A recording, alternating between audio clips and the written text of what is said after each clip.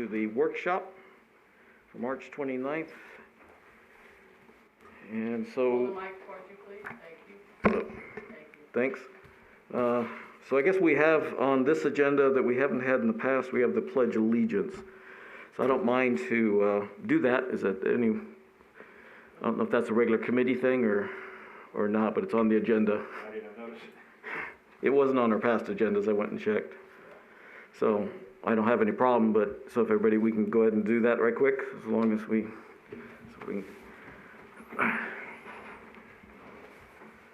Okay. I pledge allegiance to the flag of the United States of America and to the republic for which it stands, one nation, under God, indivisible, with liberty and justice for all. Okay. Thank you. So I guess we will open the comment period then for the agenda items for today. And that number is 702-589-9629.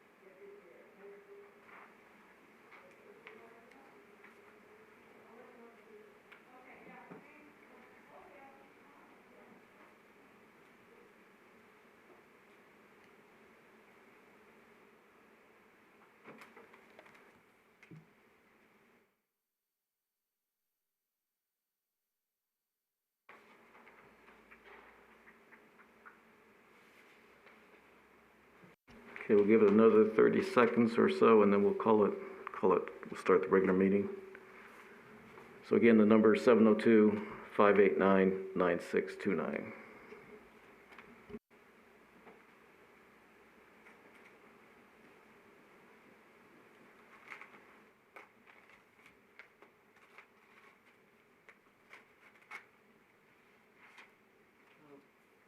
Okay, hearing no comments, then we'll start the regular meeting. Is there any need to rearrange the agenda? I had one issue I wanted to comment on, but I can do it now or later. It doesn't matter. It depends on if it's a part of the agenda item or not. If we have if it falls under the agenda item, it'd be more helpful, I guess. It regards a presentation that was made to council, so I know what agenda item that falls under. 5. Okay. Let's do it then.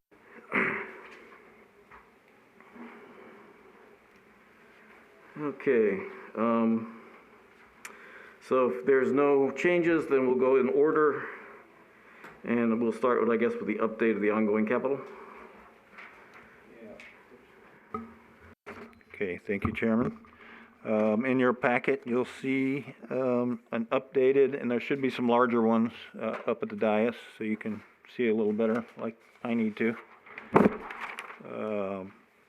So this was updated on March 11th, and that was as of the end of February, so this will be different from the one you would have seen if we would have had the original scheduled meeting, because it's a month later. Probably the big changes are, you'll see the encumbrances on Arizona Street are there now, and the encumbrance on the BC tap to Buchanan. So that changes the total encumbrances fairly significantly to 13 million, and reduces the available budget to around 6.4 million.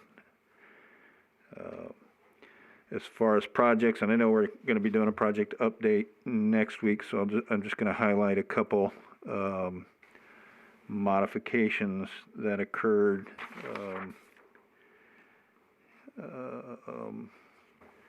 And I know this doesn't include FY '22 yet, but I did want to just mention that on W 2008, the El Dorado Valley Line PRV design, that was a 2020 project. The city council voted on the tentative CIP at the budget meeting on March 10th and removed the construction amount for the PRVs for the El Dorado Valley pipeline. So what I anticipate we'll end up doing with this item is modifying the description somewhat because we do need to rebuild since we're not going to be using the new pipeline, we're going to have to rebuild the PRVs on the existing pipeline. So we'll come back with that item as an amended CIP eventually.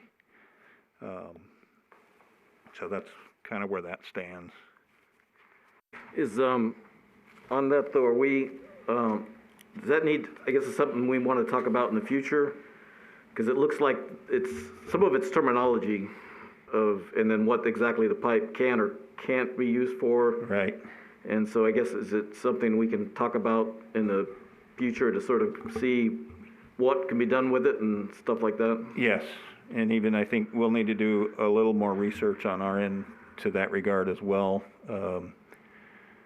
Just because I'm not positive I have enough experience with how long the gaskets could stay dry, and then if you decided to use again, would they even work in 2 years, 4 years, 6 years? I don't know. So we need to do a little research on that just to see what would happen if you truly did not put it into service and then eventually decided to put it back into service. Is it going to leak? Yeah, I think if I understand, part of it is a definition, the way it was defined and the way it was built and what was actually needed. So if we can clarify that and then take it back to council maybe to get clarification, I think is part of the problem. Yep. Yeah, I think that would be worthy of some future discussion, yes. Okay. I would agree with that. A little bit of background, I'm not familiar with that. Was the line built at all? Or It's just constructed, so about $2.6 million. That's what I thought. Worthy of an asset that is now just sitting there. So what was the big, I don't want to go into a huge discussion on it, but what was the big reason for it? The reason was it was originally intended for a parallel pipeline all the way down to the solar fields. Right.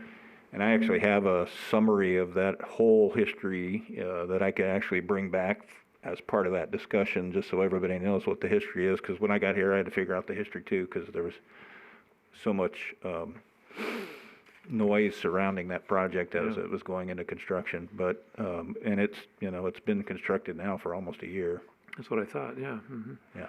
So it's not in service and doesn't plan to be in service then? Not if you don't design and build the PRVs.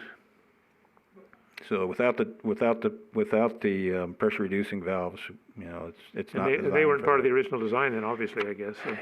They were phase 3 essentially. Oh, really? Well, yeah, but what if the line blows up in the meantime? The intent would, there's outlets along the pipeline designed to install the PRVs. Okay, I see. Okay. But the hydrants are hot, right? They're charged? No, Well, there's no out-of-service stickers on them. I think there is, unless they've been taken off. Not as is this morning Okay, when I yeah. drove by it. Well, then they may have been stolen. I don't know. Relocated, we'll call it. Or relocated, but yeah. But I'm saying We'll they have to can check charge into that, they can charge that section of the line and cycle the water that's in there to where it doesn't become putrid and rotten. Yeah, they could, Because they had to charge the you're line to gonna check end for up- leaks. which they did. Right, and they No. didn't empty it. No, I believe they did. We can find out, but I wouldn't recommend using the hydrant, though, if it's not pressurized, because then you'll collapse the pipe. That's correct, but I'm So- saying they have to put something over the top of them to where they can't get to them, they're out of service. Right. No, I understand. We'll just need to dig into that.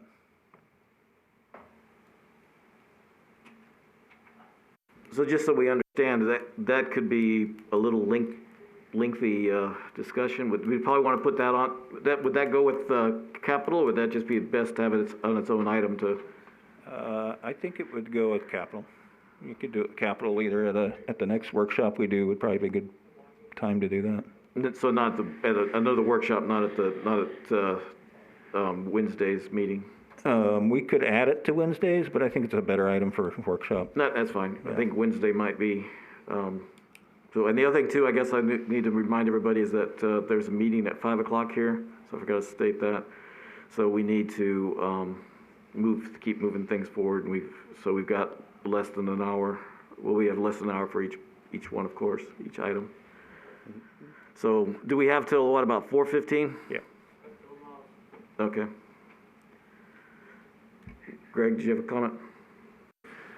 Dennis, I think if we're gonna bring up this El Dorado Valley second water line system or idea, we need to bring some drawings in so people understand what's going on. Yep, and we can put it on a big, Because right now, based upon my knowledge, because I was there when they built the first line, you can't run that new line into that existing line. That existing line has been running so much volume through there for so long that we need to actually take a look at the existing pipe. But the way I understood it, if we were going to bring the second line in through Copper Mountain 3's location, tie onto their line, which they overbuilt the line, and then go back around the back way and loop back into the 14-inch line on El Dorado Valley. yeah, well, there's no money in the capital program for that. Right, And but that's I'm like- saying- It's like 8 miles.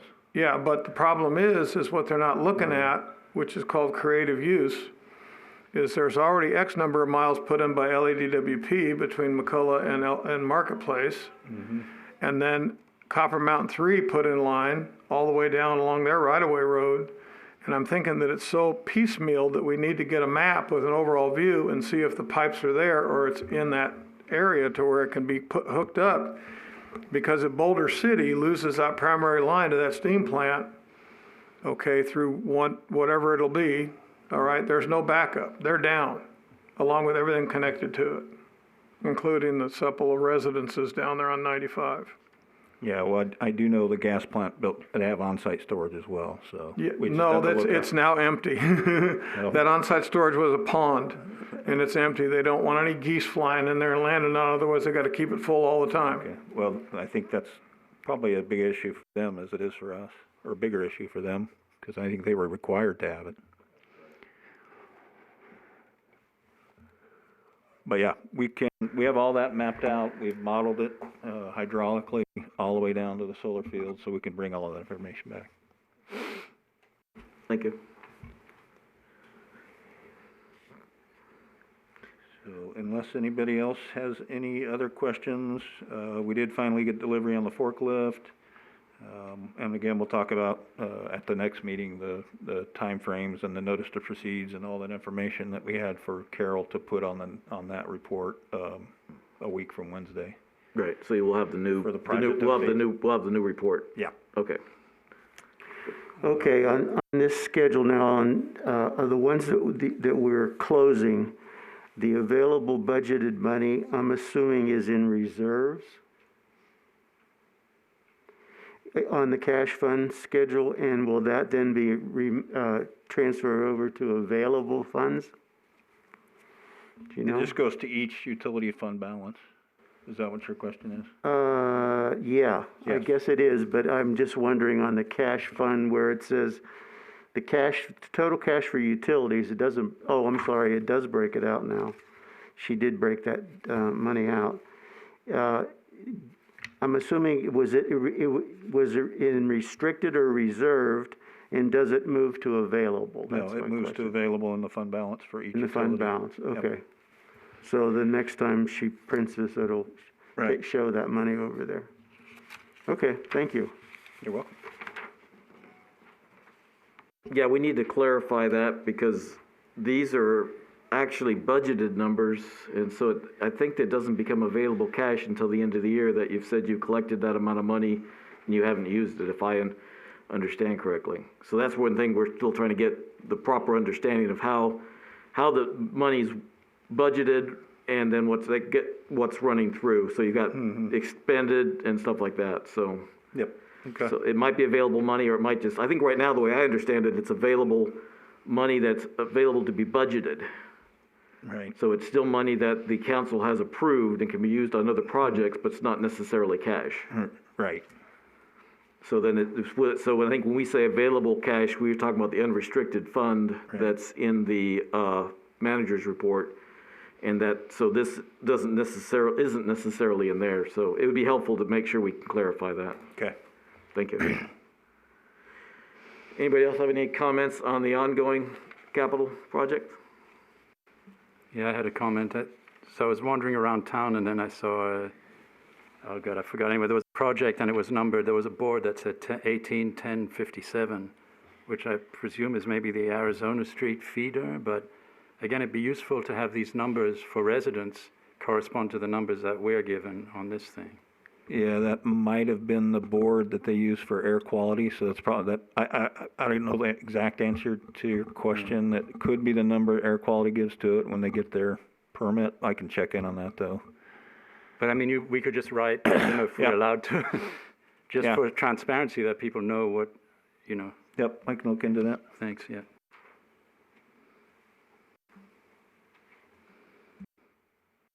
I guess so then hopefully on next week we can say, but is there still activity on the BC tap? The only activity remaining is they got to finish up as-built. So as soon as those get done, and those are been done and in coordination with WAPA and our designer, so as soon as those as-built drawings get done, I think everything else is pretty much closed up. Okay. So that's the only reason it's sitting out there. It's just the as-built drawings. Yep. But it was because it was closed out twice. No, that's the, I'm not sure if that was closed out twice or not, because there was one that was closed, it was the loop, sorry. The loop. The transmission loop was closed out at two separate council meetings, and then this one was closed out at the last council meeting, the BC tap, the last one that was done. Yep. I think it was it was a February timeframe. Yes. So, okay, so yeah, I think we'll see more then. But so do you think it's gonna take a little while before that gets moved to closed? I'll have to check on the schedule for getting the drawing. They shouldn't take too long. I would think within a month or two at the most. Okay. I know they've already started working on them, so it shouldn't take them much time at all. Is there some money to pay that? 'Cause a lot of times that happens. Yeah, it's already funded. Okay, because sometimes money's withheld until the whole project is totally complete, and that's why I guess I could see how it's not closed out. Yeah, I think we've closed out the actual contracted portion with the construction contractor. I think that's closed out. It's just the opening on this one for the designer that did the drawings. Okay. So again, anybody else today? Greg? Project E2011, substation fiber closure, replace. Shows we're, $1,000, I can't really see it, $555 in a hole. Yep. So where are we gonna get that money from to fix that problem? It just comes from the fund balance.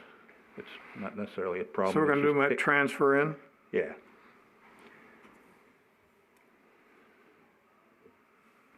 Thank you.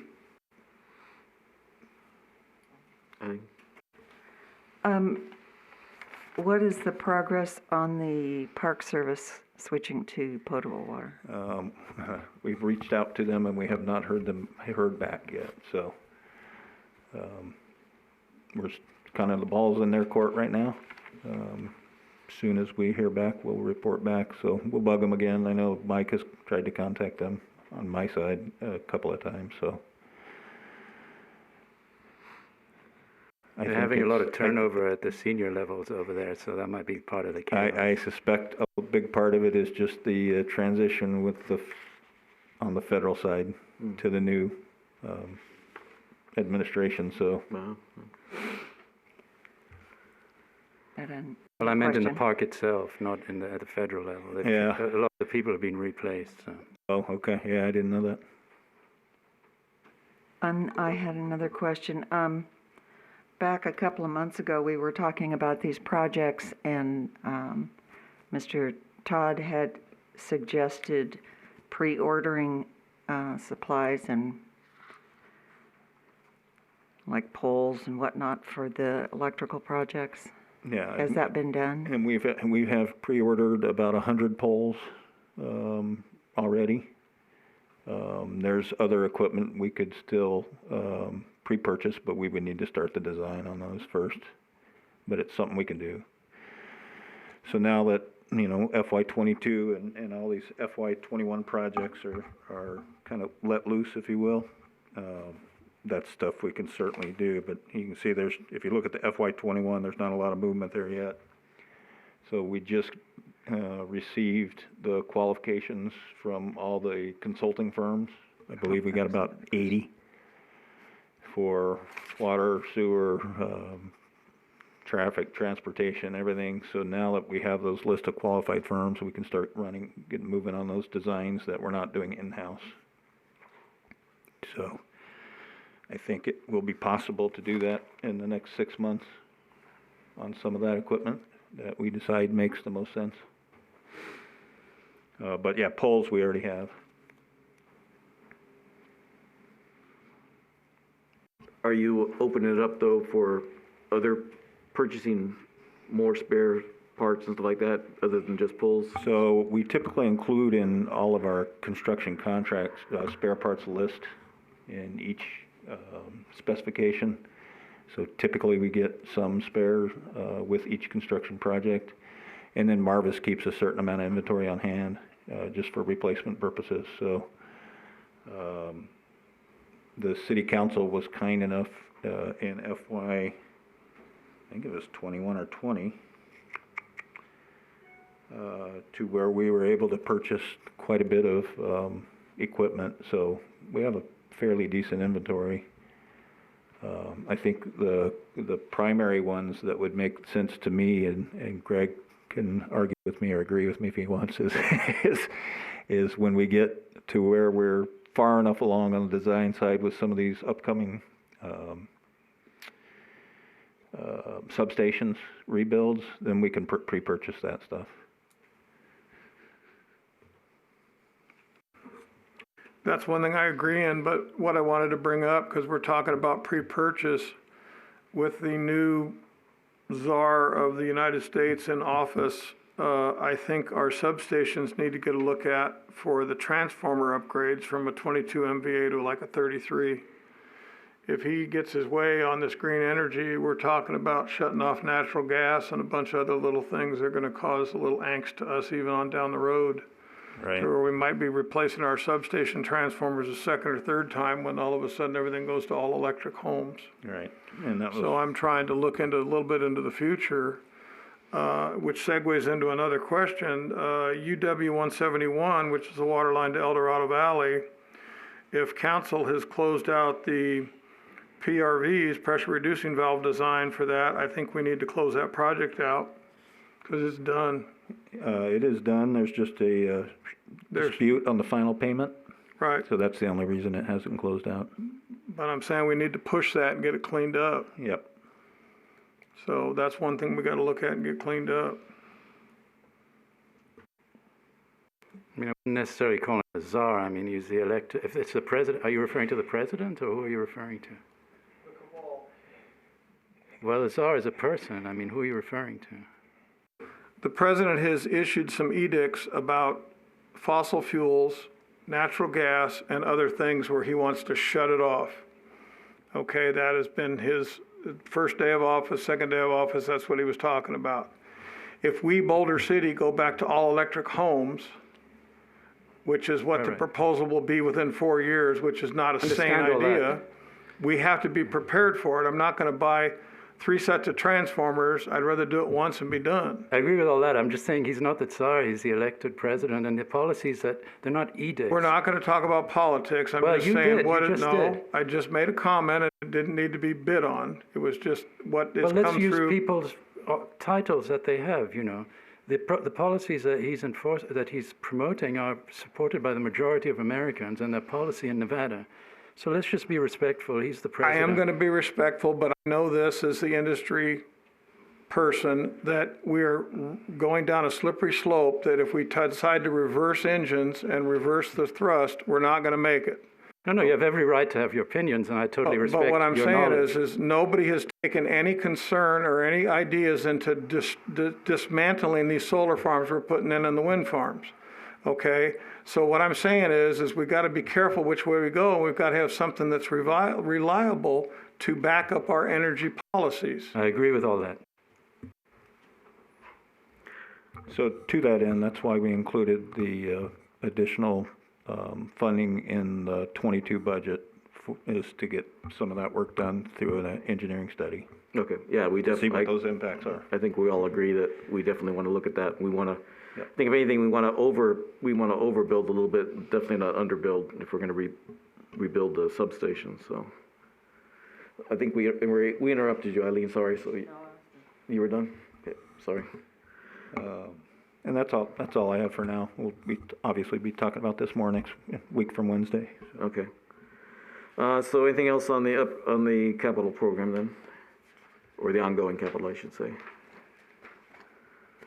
Okay, thank you. I see that we have an empty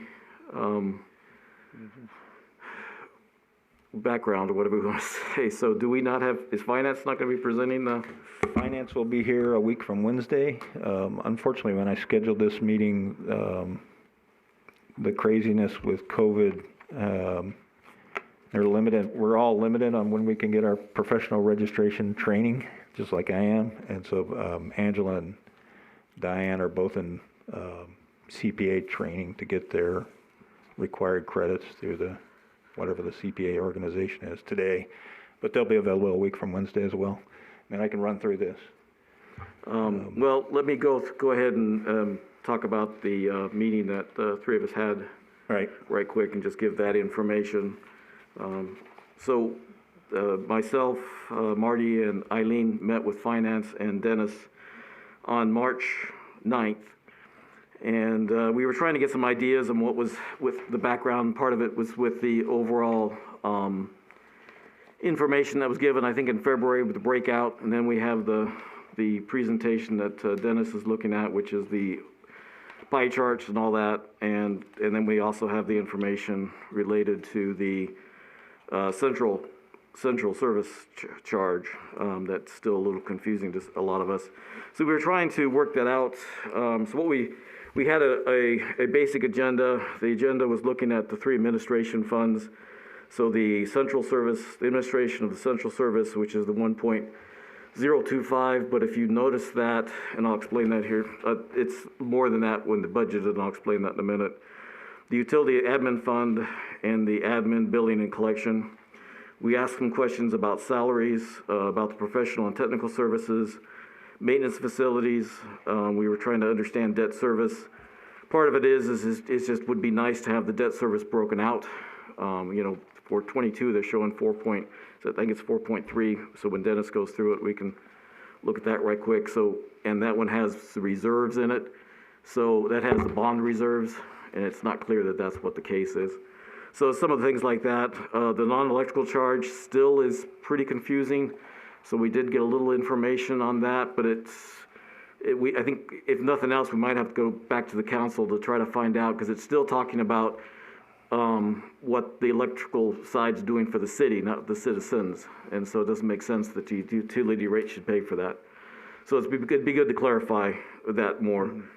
Then we talked about depreciation and amortization, ongoing capital rolling over to 22, but I'm not even sure we got into that. I don't think we had time to get into that. So that's one other thing we just need to understand is so what we can expect from 21 going into 22. So it was on our agenda, but I don't think we got into it. And then the city manager's report, which we talked about a little bit.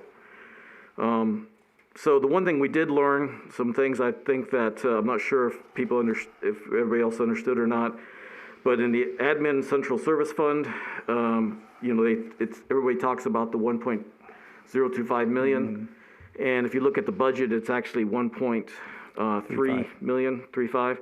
And so the extra amount is I think there's a few little line items, but the most of the extra is $255K for liability insurance. Now, one question I think we had is, so if you can take it back, Dennis, do you know, is the liability paid to a insurance company, or is that put into the risk fund? I believe that's paid to a insurance company, but I'll need to verify that. Yeah, I'm not because I sure. think if it goes into a risk fund, it shouldn't have to be a yearly thing. It seems like once you get to a certain point. So if it's an insurance company, I think it'd be Yep, different. I'll get that to them and they can respond on a week from Wednesday. Eileen, did you have any more on that aspect? No, anything we ask, he's gonna have to go ask her and come back, so it's not worth, our time today. Okay. So then the other thing we learned was that the amortization in the water line, the water fund, the 1.65 million of amortization is for, if we understood correctly, is for the third straw. And so what they did is they paid it off in one lump sum instead of over several years. And the auditors said that they have to show amortization for it. So where that money goes, I don't understand still. But that's how it's related. And then the other thing was stated that it's only for 2 more years. So we'll still have to just keep track of that and understand it better. The depreciation was talked about. I think some of that you might have seen in some of the information you had. It's based on a regulation and NRS aspect, but still confusing. I think the way I heard it was different than what we've heard before. They're saying they are collecting it for the capital now. But they didn't say it went to a capital fund. Marty, did you hear something different? You're shaking your head, and so. I didn't hear that they were doing anything with that money. Well, but that was what I was understanding. It was actually reduced from the revenue, and that was because it was going to help for the capital. So I guess we just need to, so when finance comes, we need to clarify that again. So depreciation and amortization are still confusing because they're taken away from revenues, but there's no show where the money's going to. We were hoping to clarify that today, but we won't be able to do that, we see. So the amortization, the depreciation was talked about, but it's still confusing exactly how it interacts with everything. Most of the time, we did talk about the central service fees and the percentages. Trying to get a better understanding on that. That's that multicolored paper that was given to us that had 35% for the city manager and 35% for the city attorney. So we went over that a little bit, but we still weren't completely, didn't understand everything. The one nice thing was we'd asked for the breakout for each utility of the available cash, which was in January was 36, which is now 32, and in the city manager's report, as of this last city manager report, they did break it out. So I guess Dennis, if you would pass that along, I do appreciate that was done. That's a big help. But so that's what our meeting was. So since so we didn't have a quorum, only 3 of us could attend the meeting, and then bringing back the best information I can. Marty or Eileen, do you have any other comments on that?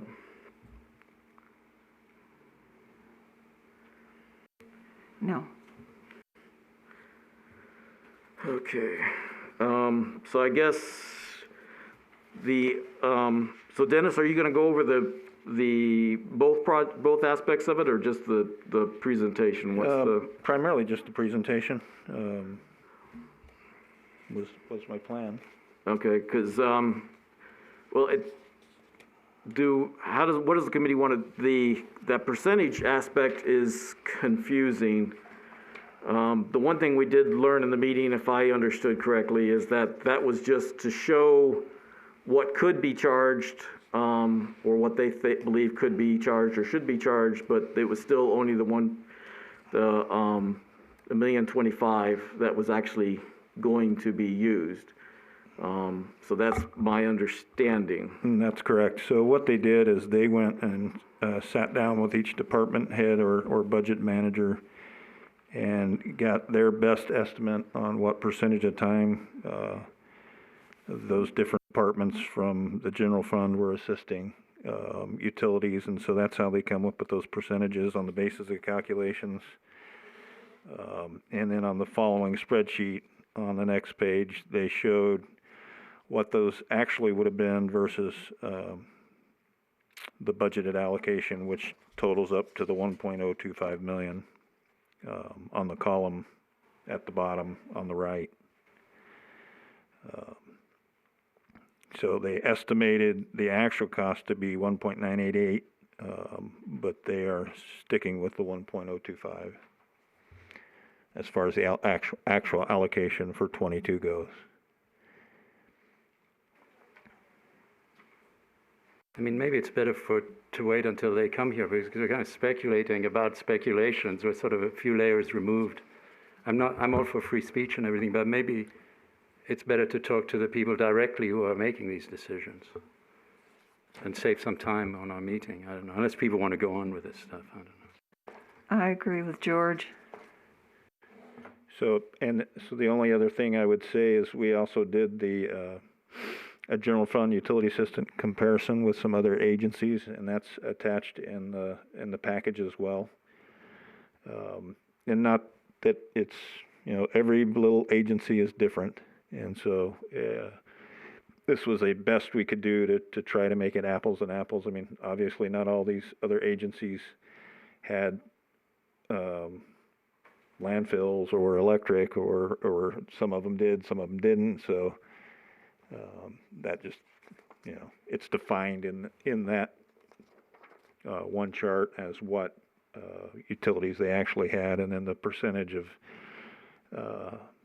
the operating budget that was going to general fund assistant was estimated for each one of those different agencies, and so that's attached as well. I guess two things. First off, is there a way that we can make sure we have a little extra time? What I saw, there's nobody behind us on the 7th, but we're only scheduled till 4 o'clock, and so that if somebody else comes in at 5 again, I can see that if we wait till next time, which I don't disagree, it could be it's gonna be a long. Yeah, we still have time to modify that because the deadline for the agenda is Wednesday, right? It may already be posted, but we can still modify it. No, I don't think there's not a problem with the agenda. It's just a matter like, so I didn't realize we had the historical Today. Oh, I got you. And so if But we for have next somebody week. else after us on Wednesday and we want to have this thing, I'm not sure 3 hours is going to cut it, is what I'm saying. Yeah. So if there's somehow we can at least, Do we know if we have somebody? I don't think we do. well, we don't right now, but I don't think, Right. we didn't Okay. have anybody behind us. Well, we'll just earlier either. we'll just extend it. Okay, that's what I'm just asking, because right now on the calendar, we only go until 4 o'clock, and so somebody could come in right behind us at 5. So if we can at least extend that so we have the time. Now, the other thing is that, okay, is it on this report or not? I don't have it memorized the dates. So it's April is it a final? Are they asking for a final review or approval? Is it in April or early May that they're asking for the council for approval? I didn't bring that with me. It looks like Eileen has it right there. Yep.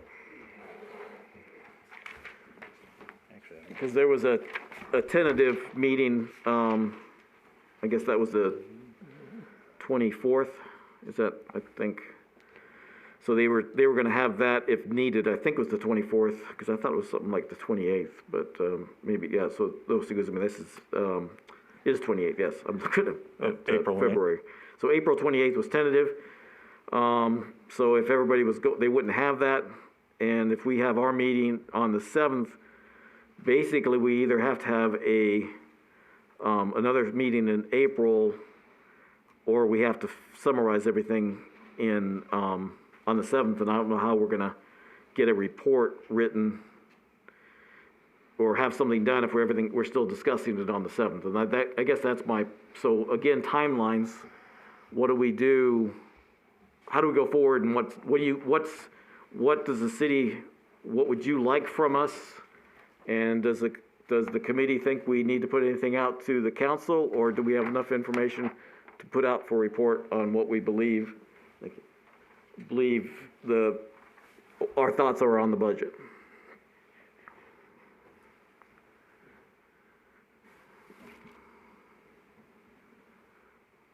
Me, myself, and I feel that we don't have enough information yet from finance to make any good cognizant decisions.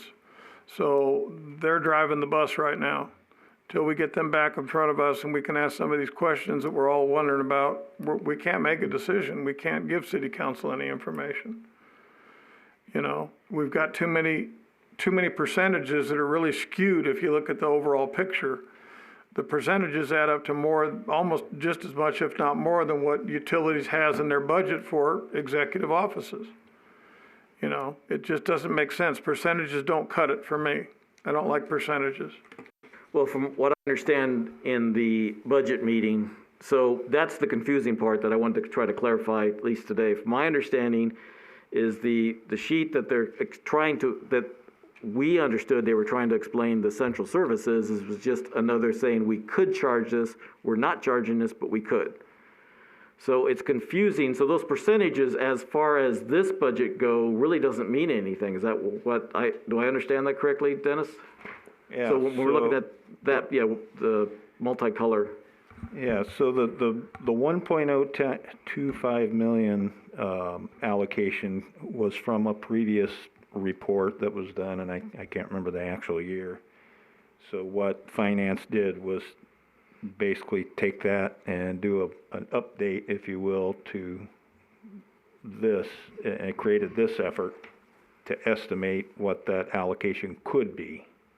And that's what these percentages are for, based on their percentage of time assisting utilities. So really what this just presents is that, you know, they feel that they could charge the utility almost $2 million if that's something that, you know, somebody thought was appropriate. And obviously they're sticking with the 1.025 million in the budget so far, and that's what's in there right now. Well, that plus the the liability, which wasn't explained that's not explained anywhere, but so that was at our meeting the first time we heard about that. And So- that's where the 1.35 comes from. Yeah. Correct. I guess what I'm trying to get at is that I'm not sure we want to spend a lot of time on that document because that doesn't relate to this budget. It relates to later on in case somebody says we need to charge more. So what we want to do is focus on what the actual numbers are for this budget. Yep. And go forward with that is what I would recommend. And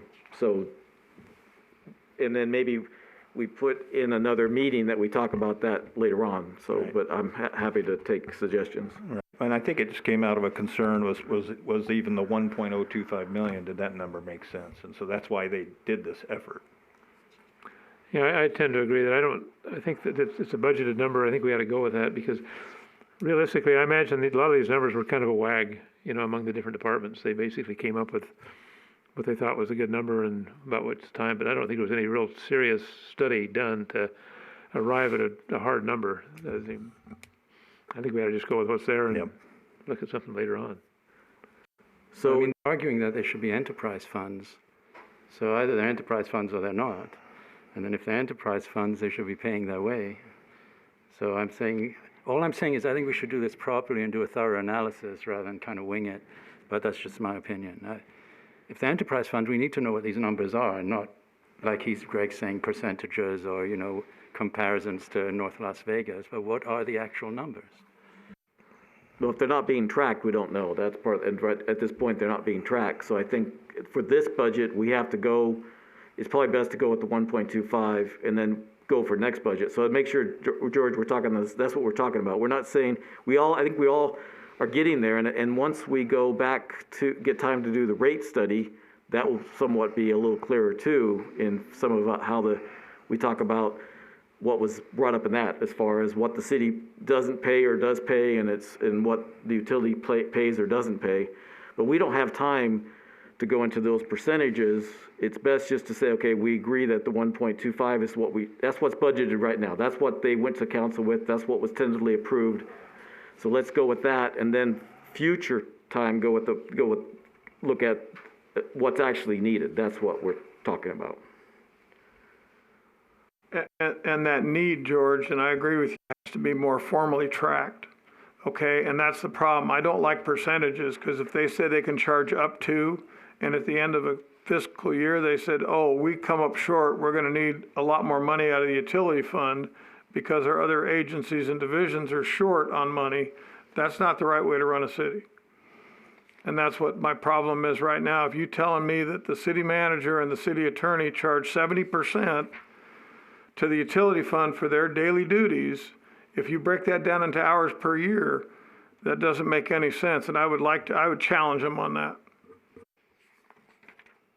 But also, I don't think we're obligated to approve the budget. Is that what we're talking about? That we're in a rush to approve the budget? It doesn't say that in the resolution. No, we're not, well, we're supposed to look at the revenue requirements. The budget is the revenue requirement.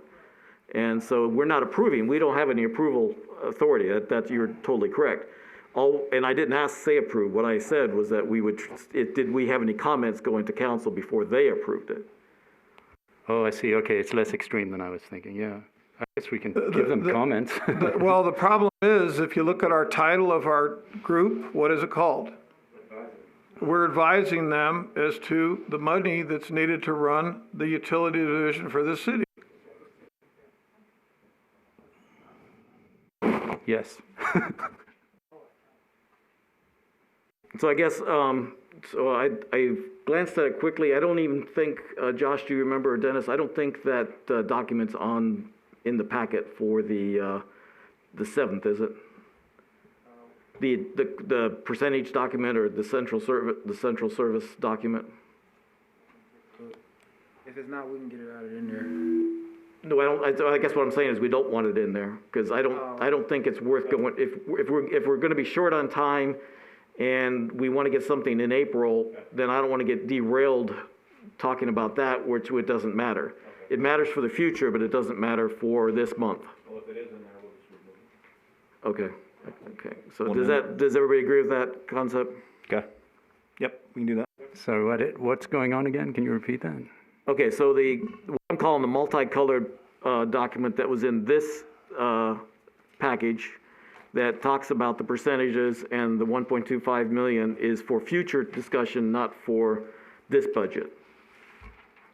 Because it doesn't really relate to this budget. They're already planning, their budget for the central service is 1.35, which includes the 1.25 million plus the liability insurance. So we're saying we're just going to discuss the 1.35, not the 2 million? Is that what we're saying? Correct. Sure, that's fine. Yeah. Okay. So there's no use bringing that document up and talking about the percentages when it's just going to delay us. Okay. Then we derail, yeah. So then it's a matter of, do we have time to go into some of the line items, and that's where this presentation, which is in the, and hopefully there's an update to it, because it's March 3rd is the one that's currently in the packet for the 7th. So it probably similar, because as long as they took out the 500,000 that they put in, took it out, put it in, and hopefully took it back out again in the capital for the electric. I think that was one of the major changes that was done and then I think reduced. So let me just check, see what this one has. But I think I'm pretty sure I looked at that. Electric. Yes, they reduced. So it's on page 3 of the document, and it's the capital projects. It's 3.7 is what it is. My understanding is the 22 capital, and they had it as 425 because they added the 500 in for the substation, and it got moved. So I think hopefully got squared away. Yep, I'm pretty sure it was in the revised one they presented when I was on vacation, so we'll just need to put that one. Well, see, actually what happened is the 4 was what was presented in March 4th, the 4 million. So hopefully it was taken back out again. Yeah, I'll just have to check.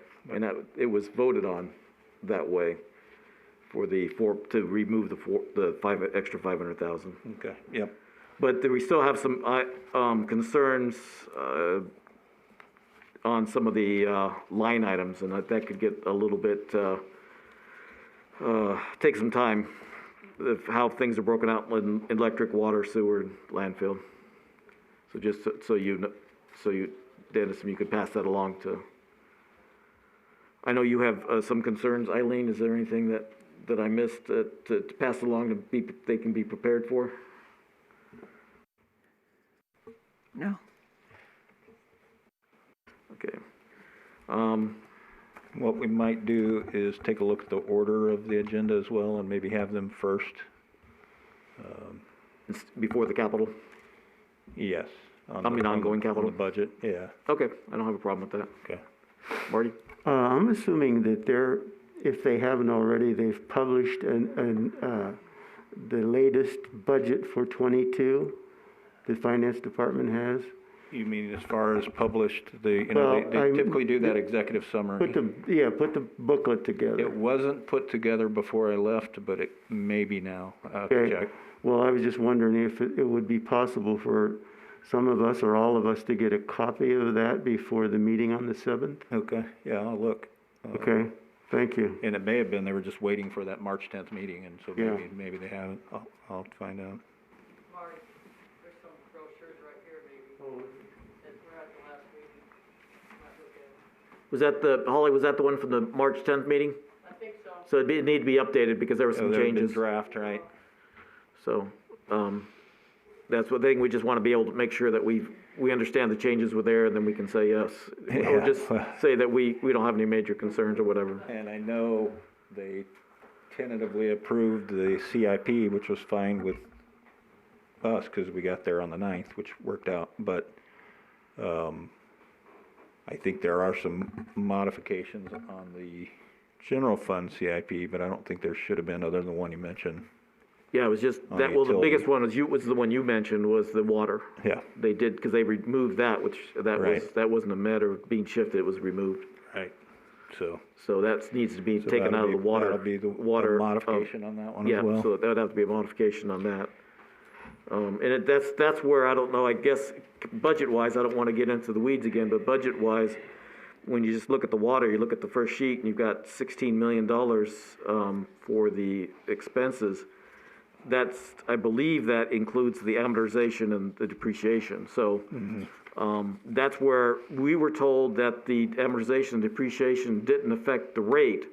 But if you're showing it as an overall budget and you're saying it's taken away from the revenue, how does it not affect the rate? So we are lucky where it's not going to affect our 3% reduction. But actually, this is the water, so it's the $10. It won't even affect the $10. But still, we need to see, because it's really not something that was put into the rate project projections. So we need to make sure we understand where. That's why I understand we need to understand where that money, how that money is taken out, and where it's put. If it's put as part of the capital projects, that's one thing. If it's not, then it's something else. So it's still something that's been said different ways over the years. So to try to nail that down would be very helpful. Okay, so I didn't mean to extend that. I just want to make sure I'm trying to get things that we do have a little bit of time today, because it's, again, trying to understand what we can do to help the council and what timeframes we have. So we're tight for this budget, and I think this is the last thing that, well, this and then the resolutions, which we're going to do next. So those are the biggest priorities we have now. Is that correct, Dennis? That is correct.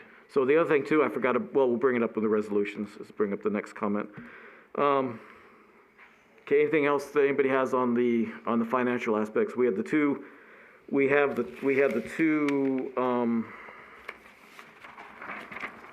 agenda items. So the first agenda item was related to the general fund, which was the percentage aspect that I talked about. So is there anything else on item number 2 then?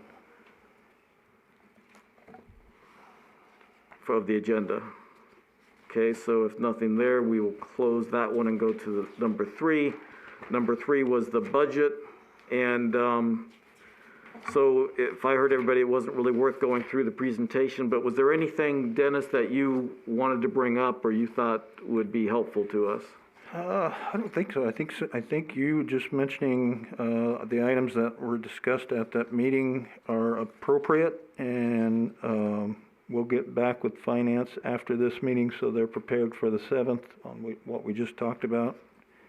And if that's the case, I agree. I don't see any reason really to go through the presentation. The public's seen it more than once. That's your guys' call. I'm more than happy to go through it, or we can save the time. Well, the one thing that I don't know if we're going to have time is that the way that we had the information presented to us early on was very, very helpful. We had the breakouts and stuff like that, but unfortunately, we started in February. We lost the meeting in March.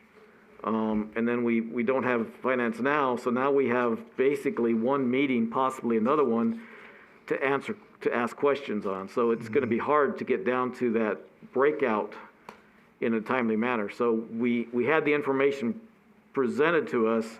We had one meeting that some of us were able to attend and ask questions, but we still didn't really have the proper amount of time this year to really go through the data. So I guess, I'm not trying to blame anybody. I'm just saying it's a concern and it's frustrating. yeah, well, maybe the thing to do, because you would have time, and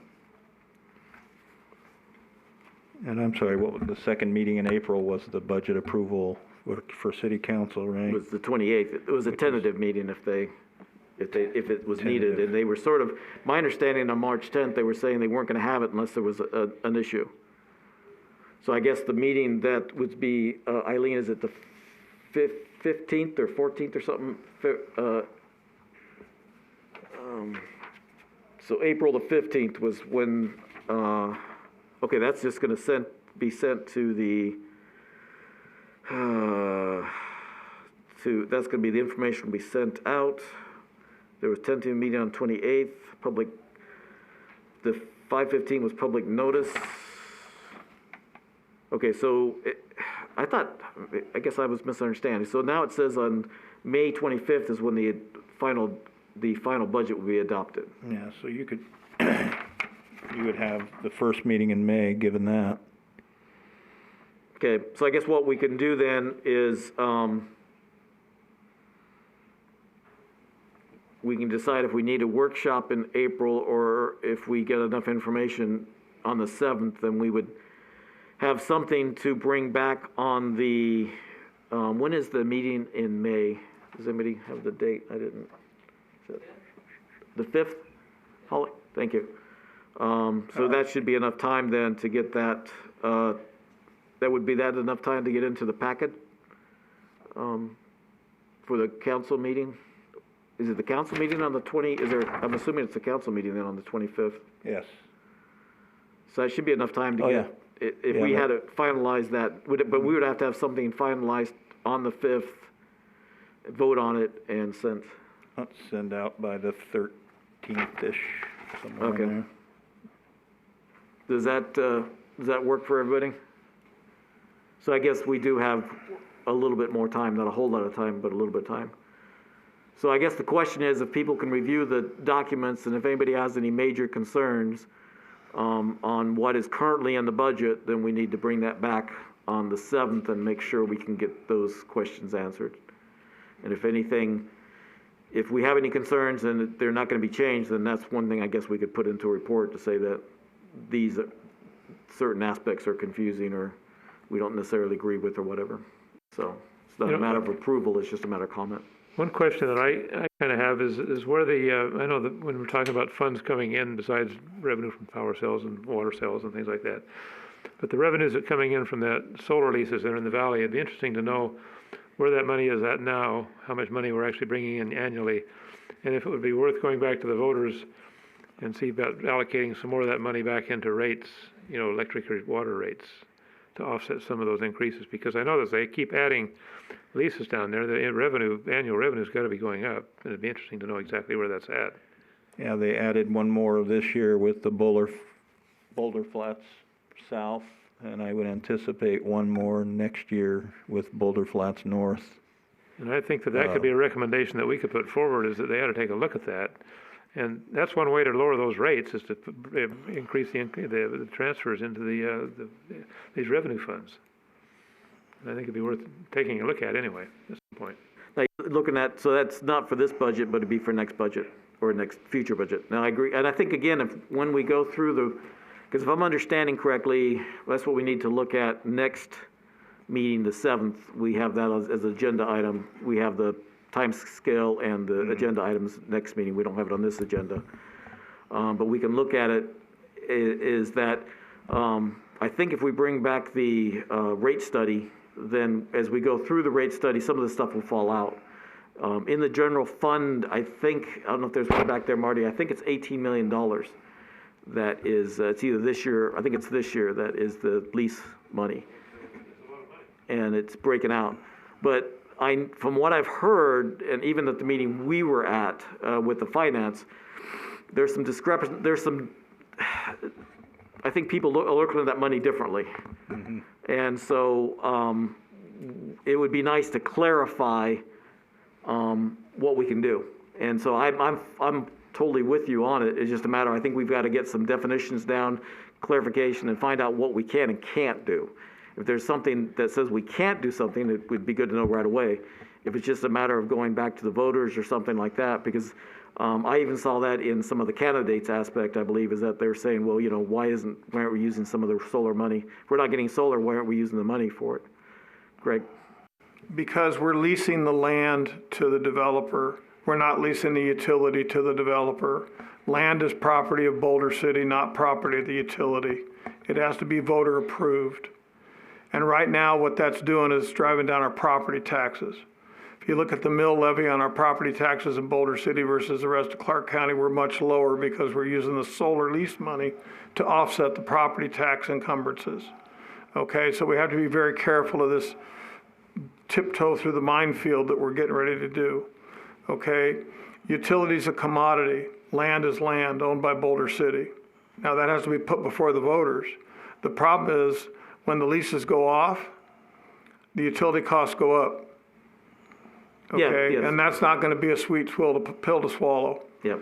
Okay, I think we ought to look at it, but we need to take and use the money for the land leases, which is that's all the lease is it, land, for improvements to the city of Boulder City. No, that's a good point. Thank you, Greg. That's a good point. But I think we're all, as long as we can get the terminology down and understand the background and stuff, then we can decide, is there a little bit that can go or not? But then the other point too, because that was the one thing that was brought up during the March 10th meeting, was I guess each lease is a different time frame. Some are 20, some are 30, some are 50. And so the 20 years might be coming up, and I guess there's concern that they might not release and re-up their lease or not. Well, that's possible, but it's still land, and if it's not used for solar leases, it could be used for something else, possibly, leases. So the possibility of a revenue stream is always there. I mean, it's still at that. Well, the mayor brought that up, and there wasn't anything pushed out quickly to say we could replace it. So, and you've been around long enough, Ned, that knowing that before solar we didn't, So I don't mean laughing at you. I'm just saying, trying to find something. You are correct, is that there's a good chance, but it might not be as fast. And that's what the mayor actually said, is let's look at now so we are prepared. And so he was trying to do that. And that maybe we could even help with that to say, what's going on. But I think the biggest thing is, but this is great discussion, is just so we understand what it is, what can we use, what should we use, and what can't we use. And that's just so then we can also help the citizens, because it's very confusing for all of us. It's really confusing for the citizens. Well, and that's what we're here for, is to try and provide some rationale to these rates and where they're at, where they're going, if we can bring them down or hold them steady, whatever. I mean, there's just options, and we just need to talk about it. Yeah. I agree with Ned on that. I'm relieved that I can finally agree with people on stuff, but I think that's bang on the money. I mean, we export this product to California, which is 20 times as much as we use. And the other option is just to get the product direct from them. If you have an orchard and you want apples, why sell the apples to someone else and then buy them back? Why not just use the apples directly? Yeah, I think it'd be easy to get a small percentage of some of the output of all those plants and just make it, that's part of Boulder City's tax or whatever. I mean, just a revenue. I'm glad we're discussing it finally, because I've been trying for 4 years to get this to say, look, we need to at least look at this. We might not, I agree with the points that everyone made, but I'm glad it's finally getting on the radar. Yeah, I'm hoping this summer, either starting in May or June, that we can start, we got water conservation, and we can talk more to next meeting about it. But there's things that we can go forward to, and a lot of it's just an understanding. And so going back quickly to the Capitol, that was part of the problem with El Dorado. It's the understanding and how it got termed.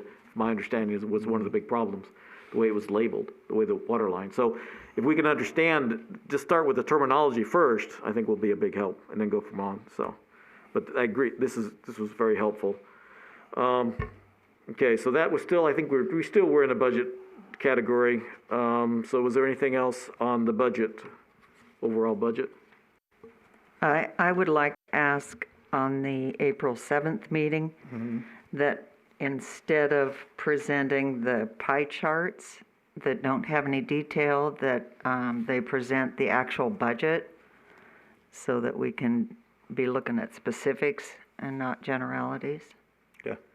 And then also, if we are looking at possibly making a report for city council, maybe we could do something the same way we did the CIP reports, have a couple of us get together and put up a report and, a draft report, and then bring it back to the advisory committee to review, change, and do it that way.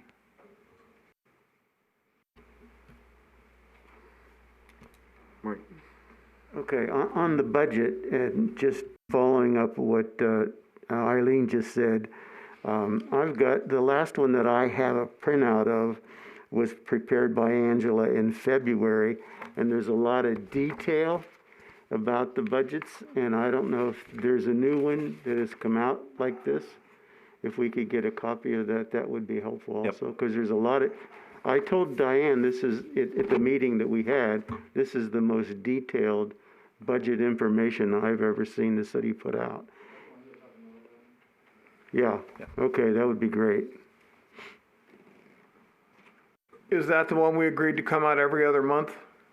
No, can you just hold it up again? That's what they gave us in, I believe, February's package, but was never discussed because they weren't here. Might have been a later one, but. It's the one that's broken down by fund. And there's a lot of detail behind that for each of those numbers. So it's got salaries, all that stuff. Yeah. How often do they update that? I thought that was the one we agreed upon with the utility CIP coordinator, that they were gonna do it every other month. That's the project update. Okay. So that, the budget one, I mean, basically it's modified once a year. They provide us so we can manage the budget with actuals on a monthly basis, or we actually can pull them up at Munis anytime, but. Well, hopefully it's updated for the final budget. Oh, yeah. Because it's been modified as, Yep. I've got scribbles all over mine. Yeah, and I know And- Angela's made changes since we met. So, Right, yeah. right. So that's what, Yeah, we'll get the latest. that'd be great. So that you understand, Greg, now the difference? Okay.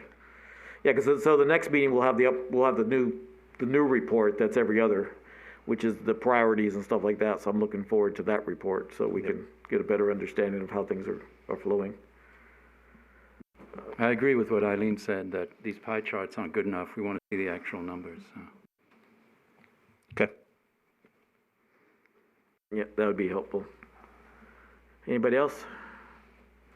Okay, well, thanks for the discussion. I think that we made some good progress there. So I guess now we will go to the rate resolutions. Two things I think would be helpful. So Josh printed out the interconnection agreement, which relates to the solar aspect. Or I guess this is for any green or any type of, I guess. That's the rooftops. But is that the same? So if somebody put up a windmill, I suppose, or can you do that in Boulder City? I don't know. Nobody's ever asked me that question. I'd have to go see what the ordinance I is. just didn't know if this was for all renewable, which I guess is what it says, so. Yeah, although we don't have anything other than rooftop. Okay, it's just, Yeah. it's, so we have that to sort of go, as we go through the document.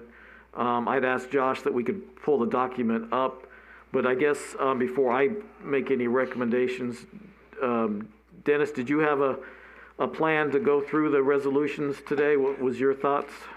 Actually, what my plan was really is maybe just to get some feedback from the committee. All we were anticipating is that we would go, starting like this week, and start amending these resolutions to include the 3% energy rate reductions and the $10 water service charges, and then bring those back first meeting in May for the committee to review. And then they could go to council in the second meeting in May. And so, and that has to be. That gives us a month of leeway, but they really need to be done no later than probably the first meeting in June. Right, because they have to go through they have to be voted on they have to be read in and then voted on, is that what I understand? I think so. I think there has to be a public hearing, and then they would vote on the resolutions, and we need to verify that with the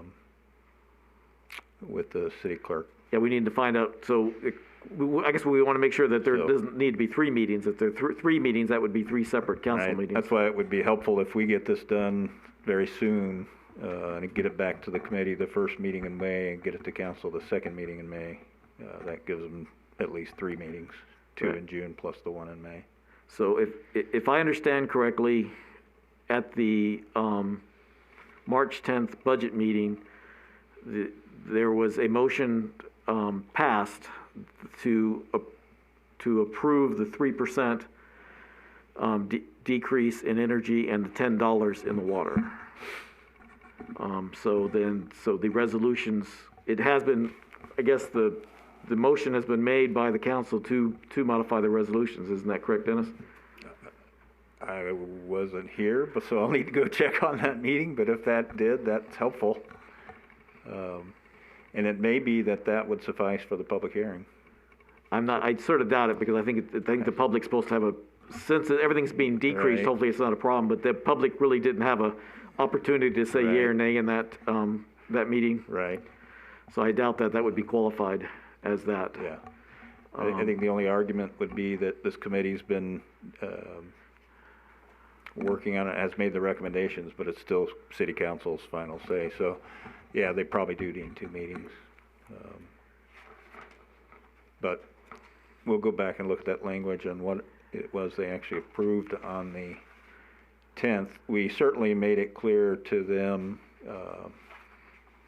in the briefings that, the revenue we were projecting was based on those reductions Right, so for the 22 budget. the only thing different, so the 3%, so it depends on what was related in Raf Tillis's number, because I'm pretty positive the energy is definitely what Raf Tillis had. It's And energy rate. they had 3% decrease for the city, which is, you can't do. Right. So hopefully that wasn't included in the revenues. No, it was not. Okay, so otherwise, I think that one's clean. But that's the thing I guess we have to clarify either today or later on, is what the committee talked about was just $10 relating to $10 completely. Now, we did discuss that we wanted a little more time. I thought we discussed, and that's what I brought up at the meeting, and I'm pretty sure that I tried to clarify that it might have been my misunderstanding. I don't think I said it that way, but that we were wanting to look at if there was any additional reductions besides $10 to some of the larger meters. But Raftillis's numbers are different than what we said, and what was, if we just say $10, it doesn't agree with Raftillis's. So so their budgeted number would be completely different than if you just took $10 off. That's correct. So our monthly revenue will be somewhat higher because what the committee recommended to city council and what I believe they concurred with, which is why we need to go back and check that March 10th meeting, is the $10 reduction across the board. So Raftalis took the $10 reduction off the 3/4 and 1 inch, and then they prorated based on meter size and meter capacity, which is kind of industry standard. And so that's why the larger meters had different percentage reductions than the single family meters. So, so I guess I'm not complaining as the utility director, because, more revenue is always better, but it's kind of at the will of the committee on if they want to change that in the future or going forward, or however you want to modify that. Well, I guess that's the question. Do we still have the possibility of changing more than $10? And I guess it would have to be a motion from the city council. So if we Right. present them to say that, but I'm not sure how to exactly go about it, is whether you say, okay, you're going to go, I'd have to go back to the old resolutions and see if it made sense or not. If you just said, okay, you're going to take So maybe you can't justify it, but you take $50 off here, you take $100 off the, so you put it, but you don't take $1,000 off like they, at the very end. Right. So so right now, instead of just $10, we do give the commercial a little bit of a break, but how do we do that? All right, so, I guess it's all about timing, right? So, you could just we could just move forward with what was recommended, work on the commercial aspect in however many months, or even for the 23 budget, and then deal with the commercial. So it's kind of, you can leave it the way you did, or decide to change it. If you can decide to change it, obviously we'd want to get it done before July 1st. If not, then you've got plenty of time. What does the committee think on that?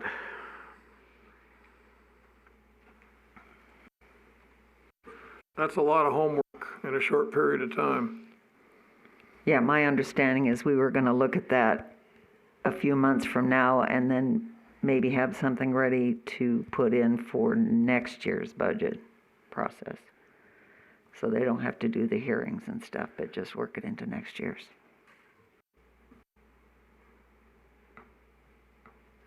I'll give my broken record speech, but the river flows into the Colorado River are coming in at less than 50% of normal. So what we're doing is, when admittedly not lowering the water rates, but people look at their bills and they see, hey, I'm paying less for the same amount of water. We're in one of the worst droughts that we've seen for 1,200 years. I think it's a mistake to ignore this and to send the message like, well, we're not too worried about water, so your water bill will go down. I think that's an error of judgment, given the facts, given that what we know. But I know we don't agree on that, but that's just my position. No, what we're talking about, and this is where literally the water gets muddied, is we're talking about the service charge. Okay, we're not talking about the water rate per 1,000 gallons, we're talking about a service charge. Problem is, if you get into the details of the Raftella study, the service charge reduction on your commercial meters is so exorbitant that you're going to have a big problem with going out and trying to service one of those meters. In other words, if you take and you look at it from a standpoint of a 3/4 and 1 inch meter and up to a 2 inch meter, a journeyman can handle that person. A journey person can handle that. You can pull it out by hand, put it in by hand. You talk a 6 inch, 8 inch, 10 inch, 12 inch meter, you're going to bring a crane in, you're going to have a flatbed truck and a bunch of other stuff. The service charge is strictly to maintain the infrastructure I to agree give with you that. water to the property. I don't disagree. That's all that is. Now, if you start pushing incentives, which we've already talked about, George, I'd love to see water incentives for water conservation. But that's not in our bailiwick. We have to take and get SNWA's documentation and see what they're doing and then dovetail into that. The biggest problem is, due to COVID, thank you, we've gotten squeezed pretty hard on some of the things we have to make executive decisions on, in the sense of how do we guide city council or advise them in ways and means that are good. I agree with all that. Yeah, and one of the ones I'm looking at right now, which I just made notes, and I'm going to segue into this document that we're talking about, the resolutions. This is a brand new interconnection agreement for net metered renewable generating facilities. It has no date of when it was incorporated, when it was drafted. And the problem is, it doesn't even title the same thing that's in the resolution. So if you go to do a search engine on this, you're not going to find the interconnection agreement for net metered renewable generating facilities. You're going to find the executed agreement, net metering interconnection agreement.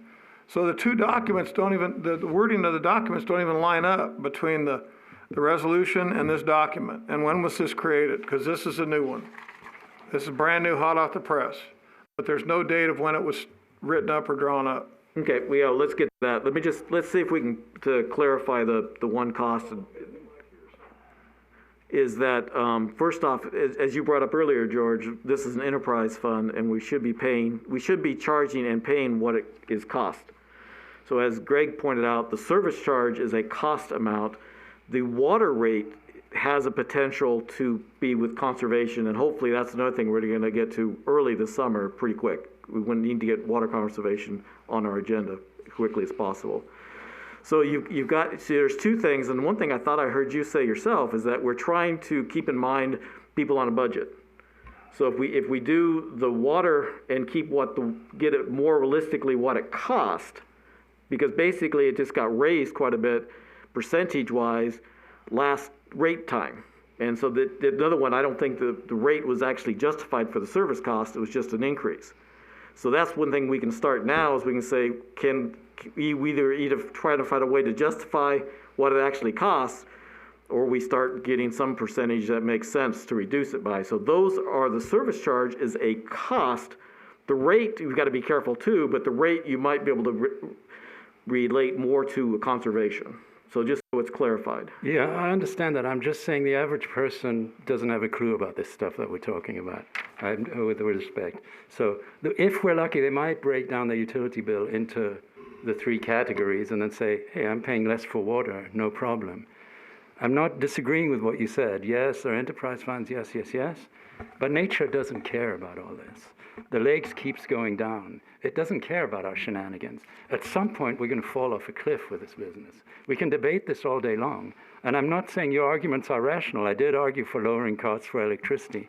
But for water, we're in a crisis.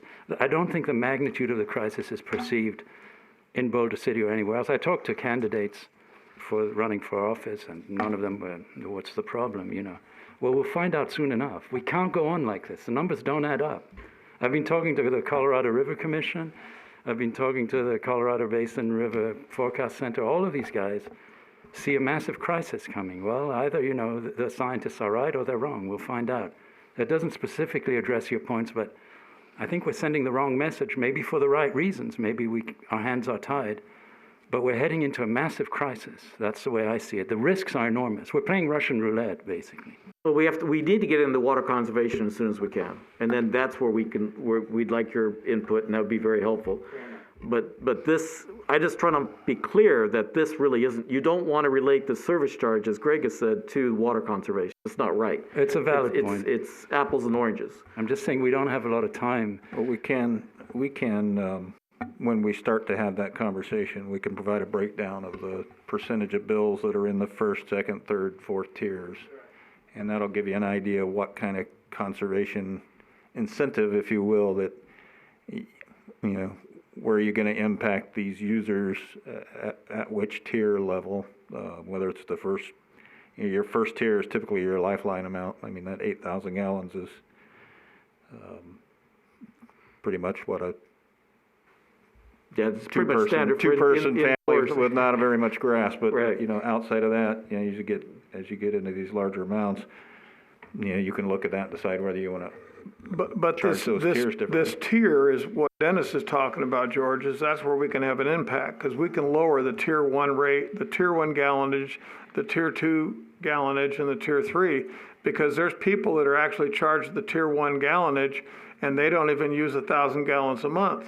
All they're doing is in a shop and they're flushing a low flow toilet, okay? But they're getting charged the tier 1 rate, okay?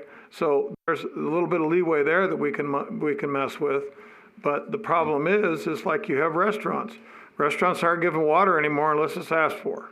But they still got to clean the dishes, and they still got, it all goes down the sewer 100%. So now you can sit down and you can look at it this way, and we have our winter rate and our summer rate.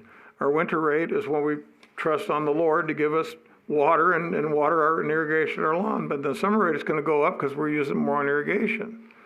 But the problem is, I mean, I could be wrong. Dennis, is Boulder City giving a $3 per square foot rebate on grass? Yes. Through SNWA? Correct. Right. So see, that's not our money driving that fund. That's SNWA money driving that fund. Yeah, I agree with all that. This is all very reasonable, and I'm glad that. So we're aware of it, but we have a certain time we have to discuss it. Right now, we got to get the resolutions fixed. Okay, so let's postpone it. So what I'm hearing is that we're only going to go with the $10 for this rate round, and then we'll go into it in more detail and see if we can amend it or change or do it for next budget. So I'm seeing most of the nods, and so we can't vote on it in the workshop, but we can sure nod our heads. That's all I'm doing, as long as I'm not, if somebody, you know, different, so. Well, you actually already did vote on it. Right. Well, we voted on the $10. We also. But I'm saying we have to be careful in the workshops. We can't vote. we had mentioned though that, that we were We looking discuss at it, yep. possibly doing more. Correct. And so, so that's just, we just need, now that it's clear, we need to make sure the resolution is clear. And we need to make sure that we don't use Ratillis's numbers in the resolution. That's what I'm trying to clarify. So is that what, you're saying that basically in the electric resolution, not gonna blank out the number L, which basically is the annual adjustments? That's gonna be blanked out. That should, cause so, if you saw the new one, that one's taken off. So there should be no adjustment going Okay, so forward. basically, Yeah, it we're gonna won't- hold the it line won't- at the existing rates and not increase them 2.5% per year. Yeah, We're- it won't be in the resolution that we draft. Okay, Right. all right. So what we're doing is, so for electrical, we're taking 3% reduction across the board, except for the city. And that's one thing I'd like to make sure that so that's one thing we get to it, sort of clarify some of that issues. And, so then in the water, we're only taking $10 off everybody, all the way down to the 12-inch meter, just $10 off, that's all that's happening. Okay, so that's just wanna make sure it's clear. So actually, the revenues for the water is gonna be higher, than what's budgeted, I would assume, because I think they use Ratillis's numbers. So, yeah, and I think all we would do for the municipal rates is, we would probably just change that slightly to say all meters categorized, because it's J, it's under item J in the water. All we would say is all meters categorized as city shall be charged at the wholesale rate, from S&WA paid by the utility fund. And then that'll take care of whether it's, because the SWA rate changes every year, it's different. Yeah. So I've got some concerns on that. So if we can bring that up pretty quick, Josh. Oh, great, appreciate it. And I think if you guys have the binder that Raftillis sent out is the old ones, but they're the same exact one except for the L not being redone. Right. So if you have that with you, it'll help you to read, or if you printed off the one from the other. Otherwise, they've got it on the board. Marty, I'm not sure if you can see it from yours on the screen. Okay. So, okay. Anything else as a pre-lead-in for? Because what I like to do is at least go through them, the basics, go through electrical, through sewer, bring up some concerns, and go from there. So we have the electrical one right now? Okay. So on the very first part where it says regulations and stuff, in the water it says what chapter it's in. So does anybody, so I'm sorry, no, on the top, go back up to the top. So very first whereas, very first whereas. Rules and regulations have been established. Do we know where that was at? Is that, what chapter? Is that the same chapter that water's in? And when they say chapter, is that part of the charter? So if you go to the water one, we'll get to that. It says it's from chapter 9 and 8. I think it says that. 9-8? Yeah, 9-8. So do we have something that we can relate to in this whereas? And I think we can change that, because the other ones, and having a lot of those whereases, I think are handy so you can go back and find those. Mm-hmm. So I prefer keeping them. I think we can modify that whereas. I don't think that's a problem. Yeah, you can modify whatever you want, as long as it's accurate. Well, sometimes it's like this is from historical aspects, Oh, so gotcha. It's a little bit, you gotta be a little careful what you modify. Well, and sometimes these change, I think that's what you're saying. Yes, but yeah, so this one, but that one, from what I can tell, that's where we started with that one back in 78 possibly. Yeah. With that wordage, and it would be helpful to say where it can be, those rules and regulations can be found.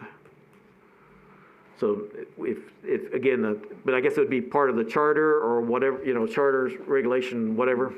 Yeah. And then if we can keep, so anybody else have a comment on that one? Okay, so did anybody else see anything else in the whereases? I think like I said, I think it's good to keep those. It's handy, so we can go back and sort of know what happens and what resolutions. So I'd appreciate to keep that. Okay, keep going. Okay, so then of course the now therefore, that has to be changed, of course. Mm-hmm. Okay, so what is your thought going to be on, do we want to show the existing rate and then what the 3% is? Is that something that would be feasible?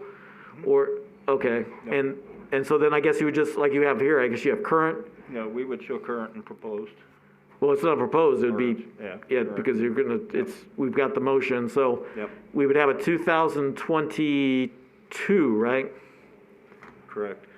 But then we just have to make sure that the verbiage says it's until modified. Right. And so, and then are you looking at that language, some of that language, I think that one might be okay. But is there anything that needs to be cleaned up, or are you gonna, because some of this stuff makes sense to, I think it's the electrician, but not necessarily to the average person. Yes, we can take a look at that. I mean, Greg we're or, just gonna go through the whole thing, so, as staff. okay. Yeah, but Greg or if- Ned, do you have any if there's comments? specific items you would like us to modify, we're certainly. Yeah, and then it has that, the whole paragraph, and it's, I think most of it's needed, it's just I'm not sure if there's any way to clean it up to make it a little bit more understandable. It looks For the good to average me. person. It looks good to me, but maybe it's because I'm used to looking at this kind of stuff. But, Right. I think on the item 2, it says energy charge, and it says current. I think that should say prior. In other words, we're going to drop off the column, we're going to move it to the Right, left. right, And so right. we're going to have 2021/22 in here and onward. But right now, the current is confusing to a layperson because it says that's the current rate. No, that's not the current. Right. The current is the end column. So we need to get rid of the current and just say prior. Thank you, that's very good, that's very helpful. Yep. I should have I- caught that. I agree with that. That's great, that's a big that's a big, Okay, so then we go down here, the purchase power rider, that's just, Ned and I and some other people understand it, but that's just the way it works, okay? If we have a hang on spike- a second, Greg, see if we can get caught up. So who's controlling it? Holly? Okay, Holly, go down, right there, I think that covers what he's looking at, because Okay, 3 is yeah, right there. Okay, all service under this schedule will be subject to a purchase power rider. If our supplier of electricity jacks up the rate, this then kicks in and we have to reference that purchase power rider in another document, just like what you're asking on the first thing. Where is the rules and regulations at? Where's the purchase power rider linked to? Well, it's actually there, but it's down in the bottom of the resolution here. It talks about purchase power. I think when the wholesale power rates to the city reached 6 cents a kilowatt hour, the average. Yes. That basically, that's when they're starting to jack up. That gives us the ability to blend that increase over all the customers and add just so much to that, to recover that overage. So I think what I'm hearing Greg say is, does section J cover that? So that's what you just said, Ned, is what's in section J. Yeah, 6 cents per kilowatt hour, yeah. Or Nothing but exceeds. then what Greg has indicated is that there's another document that helps with that purchase power, which No, I I don't- think goes in 2 or 3 locations. I think this is the only place it's defined that I'm aware of anyway. Yeah, that's all I'm aware of. Well, you got 3 places that the purchase would be, well, that 6 cents is one place, but the purchase, the power, the wholesale is related to your credit and related to what the city pays. And so this isn't the wholesale, well, it is, this is related to the wholesale cost. Right. Yes, That's what it's all about. yeah, and so you got 3 locations minimum, you've got these, purchase power riders, which are in several locations. But that all refers back to that That definition. J, section Okay, J. but my question is the 0.06 cents per kilowatt hour a correct number in section J? That was the number, that was when I was here. That's That's what I'm saying. In other words, there's no reference That's where that to came it. from. In other Okay. words, what is it this year? Okay, well, Holly's going to it, so we can go ahead and skip to it, I guess. There's G and, well, and H, I, J, right there, thanks. That would be a tough one the call is basically where your wholesale rates are now. And if you're comfortable with that, and if all of a sudden it spikes, I think that they're in the range of 3.5 to 4 cents a kilowatt hour. That's what I understand, yeah. Okay. We're not showing any spikes in the next. And I don't see any 5 spikes years. either, so I think the 6 cents is probably a good number. if it was Okay, me. so that takes and now gets rid of 3 other items on our other sections, which is 3 of residential master metered, purchase power rider on general service schedule. In other words, that's now cleaned up. So in other words, you have to go through our resolutions and make sure that whatever it's referring to is correct and current. Because if we don't do that, we're gonna get in trouble. But I don't see a problem with the way this is written. Exactly, It but covers you got, but this is now, we're in 21, the middle of getting to 21, we're gonna be in 22, and this document hasn't been changed since, 19. 17. Or prior, current. Well, the you know? purchase power rider was established back in '07 or something like that, '06, I don't know. Yeah, and that's the thing, we need the knowledge of the people that have been here a long time to make sure that we're not tripping ourselves up. So we're comfortable with this kick-in of 06 cents a kilowatt hour, that the purchase power rider gets activated. Yeah, it's just to protect us from all of a sudden a huge spike Right. in wholesale rates, that we can actually, on an immediate basis, we can go ahead and pass that on to the customer. Exactly. And that's what it's all about. So that's what I'm trying to do, is make sure the document is correct based upon its age. Right. And I would agree with Mr. Shamlow. I think the 6% is still a 6 cents. Is still, I would 6 think cents so. is still a decent number. Yeah, I think what we're looking at though is, okay, so if I'm understanding you, Greg, is that the riders are good, okay now. That's correct. And then Jay, so Ned, you're happy with Jay. Greg, is there another thing that you want that Jay should reference, or is that good enough? No, that's what I'm trying to make sure, that when you make a statement in a document such as this, there's got to be an addendum or someplace to refer to in this document that shows what it is. And that's all I'm trying to do is go through and clean up this mess. But it does. I think those three locations reference J as the purchase power rider. Right, and there's 1, 2, 3, The only one it doesn't get is for the large service over 500 kW 4. peak Right. demand, I think, or the large Yeah, customers. it even is J is recognized in, sorry, my fingers aren't working right, large GS services. J is also recognized in large general service schedule. Okay, yeah, so that covers all of them. Right, and that's all I'm trying to do, is make sure that we're not tripping ourselves up by not reading the whole document and making sure I everything understand what refers back. That makes sense. No, and I appreciate that. Also, Ned, it's in primary distribution voltage, 7. So it's referred all through the document. I just want to make sure that we've checked it off and made sure we're not going to get tripped up. Where are you looking at, 7? Primary distribution voltage, 2400 volts greater. It's in section 7, purchase power rider. The term purchase power rider is in that document, that section also. I'm looking at like LMN, is there a letter associated with that, number 7? Yeah.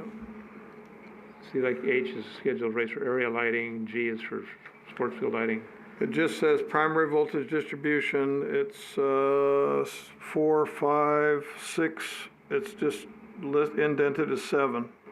So I'm just making sure, like Boulder, I'm reading ahead, I'm sorry, but I'm down at Boulder City Hospital schedule, BCH. Oh, all right. Yeah, let's if we can Okay. go through it in order, maybe, unless it relates, Yeah, might be that's more fine. helpful. That'd be better. Can I do a purchase power comment, or is that over already? Or? No, go ahead, George. So I'm going to seem like a lunatic, but I'm seeing from the water things that there's a 20% chance in the next few years of Meade going to zero power pool. And when that happens, typically because Meade and Powell are correlated, they both do it. So if we're talking about contingencies, 20% is, again, Russian roulette. Russian roulette are better odds than 20%. And if we're talking about contingencies, that's a serious risk. That means we lose 50% of our power, and we have to keep paying Hoover and SLCIP according to the contracts, and then purchase power elsewhere. I mean, that's obviously beyond the scope of this. It's just a comment saying if we're going to talk about risk, there's a risk we're ignoring. I think if we ever see Lake Mead go into dead pool, we're probably going to have at least a few years advance warning that actually happens. Yeah, it's not going to happen next year. Are we just having a one-year horizon here? Or? Even 5 years, I don't think. But, I guess I just don't know that we need to go that far yet and talk about it yet. I mean, ultimately we may if it looks like the trends go in that direction. I mean, I have the Can't say models. that. I've been talking to CRC, and they ran a trace where you can see, you were talking about risk. Well, You no, we're talking about, we're talking risk, but we're talking about purchase power rider, so we're talking exactly what you said. Thank you. If the rate goes up, if the rate of wholesale power goes above 2.6 or more, actually it says it exceeds 6 cents, then that will automatically raise the rate. So there doesn't need to be a new resolution. The bills are automatically raised. No. My point is paying Hoover Dam for zero power included in the wholesale rate? Yes, right there. Yes. Because then the wholesale rate is what, infinite or something? That's part of our portfolio. We have portfolio. It's the hydro that we have from CRSP, the Hoover, Schedule A, B, Right. even C, and then they also have what CRC buys for us, on the market. Yeah, there's 3 contracts. But the point is, if it goes to zero, we say, okay, we replace it with solar at 5 cents per kilowatt hour. How do you factor into the cost, the $2 million a year that we're paying for electricity that doesn't exist? It's part of the wholesale cost. It's part of that 6 cents or more. So if it goes up to 10 cents. It's all folded in. It can be 14 cents a kilowatt, Okay. and it's gonna kick Okay. the bills up. Fair enough. That was my question. Okay. That's what it's designed to do. If it goes about 6 cents, then it covers it. So it's automatic. So actually, this covers that. So And actually, realistically, at that point, we'd probably be looking at a different resolution. We'd be doing something different at that point. I just want to put it on the radar. good point. Thanks. Okay. I think On these schedules, we had discussed about changing current to prior. And I would also like to suggest that instead of just the year, it says fiscal year. Because these other rates were intended to go into effect during the winter, and we're intending this to go in effect as of July 1. Yeah, the whereas says that, but it's better to have it in there so it's not confusing. You don't have to go back to the whereas each time. I agree. Yep. Thanks. Okay, so we got through so we are on, that was on, okay, so charge, okay, we have the customer charge. Okay, not equipped, we got that, we got 2. So what we were looking at, if we're understanding, you're gonna have 2 columns or 3 columns, you're gonna say what the energy usage rate is. You've got the prior, and then you've got the, fiscal year 22 would be the column. So we'd have 3 columns. The first column is an explanation, the second column is the prior, and the third column is the rate. Yeah, and we'll look at that. I mean, we're gonna have to have either language or something that clarifies that it's an ongoing rate until the council changes it. Well, usually Not that's just fiscal 22, right? Pop your mic, please, thanks. Sorry. So we'll just have to make sure there's clarifying language that it's not just FY '22, it's for FY '22 and beyond until city council changes it. right. So yeah, you're right, because you're now, and therefore that comment there on the first page covers some of that. So either you do that or you put it in each one to make sure, clarify. I prefer redundancy to make it clear. Some people say, well, if I said it once, we don't have to say it again. But whatever you need to make sure it's clear, I would prefer to have. That's what we'll do. You guys can take a look at it. Yeah, the very bottom whereas line says the years in the tables represent fiscal years. Okay, instead of all these calendar years that were all over the places before. Right. Yeah, so if we put fiscal year, then that we just clarify the whereases. Right. And then the now and therefore, the resolution, and it should state also, this is It's fiscal year. until it's, basically you state that until this is amended or repealed. Right, and these are the rates. Yeah. But if we need to put it someplace else to make it totally clear or change the headings, I'm all for that. Whatever, I think that's what we're all here for. The better clarity we can have, the better we're off. That's agree. the better. So we got the power rider. Now, the one thing maybe Greg or Dennis, or Ned can help me on this, is when you go down 1, 2, 3, the 4th line, let's see, where does it start? So on B, residential schedule master metered RSM, you've got 1, 2, 3 lines. It says purposes in a master metered facility of greater than 5 units. Okay, so in resident 1, I mean, in schedule, resident schedule RS, section A, we're talking single family. And then in B, we're talking greater than 5. What happens between 1 family and 5? Am I missing something there? Right there, Holly. So if you go down and you see, okay, so the whole thing says the schedule shall be applicable to all 60 hertz single phase or combined single phase. Hold there. And 3-phase electrical service supplied through the kilowatt-hour meter for domestic purposes in a master metered family of greater than 5 units. So the one above it says single family, this one says greater than 5. What happens between 1 and 5? I think that first item, residential service, has to say, let's see, single family accommodations 1 through 4 units. It has to say something in there, because that was something I was gonna bring up. There's an actual fourplex here in Boulder City that the landlord only has 1 water meter, not electric, but 1 water meter, and the residences are being charged, 4 residences are being charged service charges for the 1 water meter, and the landlord is only being charged for the water flowing through the meter. Yeah, let's get to that in the But water. that's a different thing, Yeah. but this works the same way. It should say on residential service, it should say 1 through 4 units.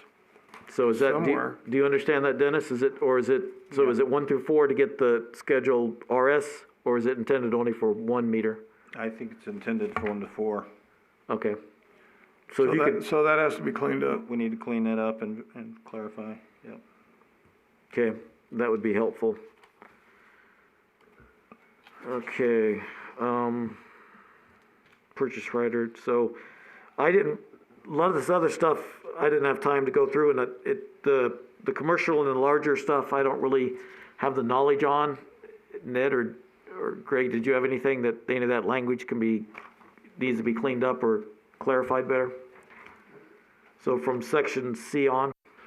Well, when I read through it, nothing jumped out at me, but I didn't look at it with that critical of an eye, I guess. But it's been in service this has been in effect for quite a few years, and it's nobody's Fairly standard. nobody's picked up on any issues yet. I didn't really see anything that jumped out at me when I read through it.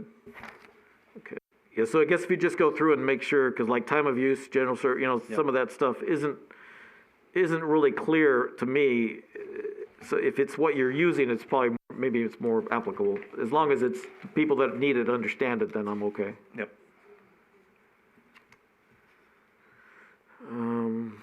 So I think, let's see. Okay, so the Boulder Hospital, you were starting there, Greg, and I think, do we need to say anything related to their solar now? They've got solar.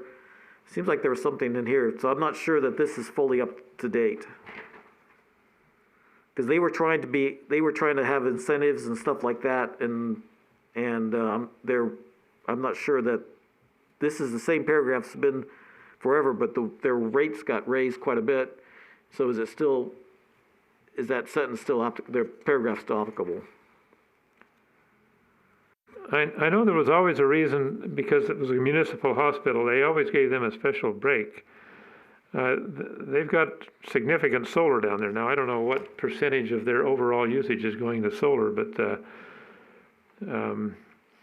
I think this would still be giving them a break, but I don't know what the politics are as far as how much of a break and how far that goes, That's something that somebody else beside here maybe need to come up with. But it's more than residential, and if we were giving them a break, that almost doesn't, it seems like we'd do something better than. Well, if you remember in the cost of service where the math showed we weren't really giving them that much of a break. Yeah, I was gonna say, we're not giving them that much of a break, and the thing is that they're gonna get the wholesale rate on their solar generation.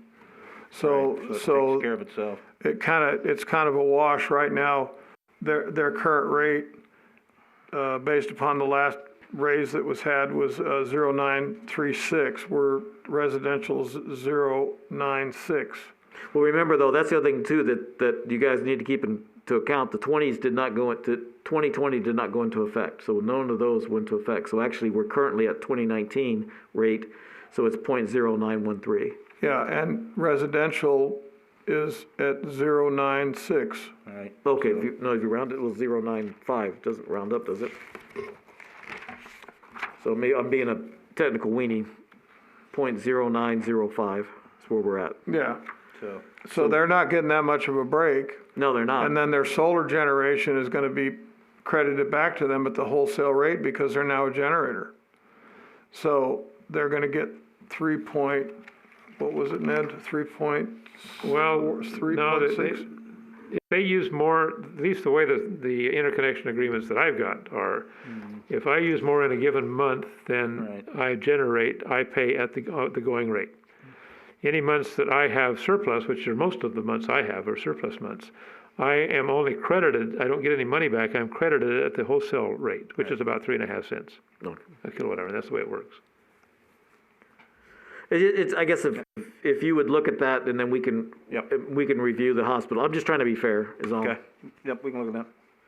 I'm getting a bit lost in the details. So the point is we need to come up with a number for FY22, right? That's the goal of this exercise. To reduce the 2019 number by 3%. Is that what we're trying to do? Right. Amongst other things. Amongst other things, that we're trying to make sure that we're trying to clean the resolution up. Right. That we have the opportunity. So Dennis is going to give us or someone's going to give us a cleaned up resolution after this with the, okay. We'll have that for the May meeting. Okay. For the May, yeah, because it's too much to ask for April. We'll get it out to you before the May meeting. Okay. Probably, I don't know why we couldn't have a draft for you within a week or two. So. Well, it'd be nice if we could do it in April's meeting just to rediscuss it, but if it's doable, it'd be great. If not, then I understand. Yeah, okay. Eileen, you had a? Well, Ned brought up the net metering policy, and the resolution states that credits given for customer-generated energy will be used to offset future energy charges on the same customer account and can be carried forward for up to 24 months. However, the net metering policy that we were sent says that excess energy credits can be carried forward to subsequent billing periods indefinitely. So that contradicts the ordinance, the resolution. But in the interconnection agreement, it also makes a statement that it's based on current resolutions. So basically, what we're doing here overrides what this interconnection agreement. Yeah, but I think what we want to do, because we want to make sure that it's fair too, because if you sign an agreement, so the agreement says one thing, and then the meter says something else, even though it's not even totally clear, it's just sort of as in the Exhibit A says something, and the agreement tells you that it's going to be on the resolution. But if you're signing and you think you're going to get your credits indefinitely, and then you look at the resolution and it says you only get it for 2 years, I agree. I think we just need to look at it. Well, there's an additional document. In my files with the agreement that I signed with the city, there is a net metering policy. Yes, yeah. Which is in addition to this. Right, This is right. not it. But that's the one, but if you look at that, it doesn't say the resolution. It doesn't say it, that the resolution trumps. There's a paragraph in here someplace that talks about. Yep, I made a note. In the resolution, but in the net metering policy that is given to the customer, it's telling them can be carried forward indefinitely, and that should match what our resolutions say. We shouldn't be sending out two different messages. For going forward, yeah, it should. I have one point of clarification. I've noticed in all the alphabetized sections are capitalized in the heading. I would like to see that carried through in this resolution document.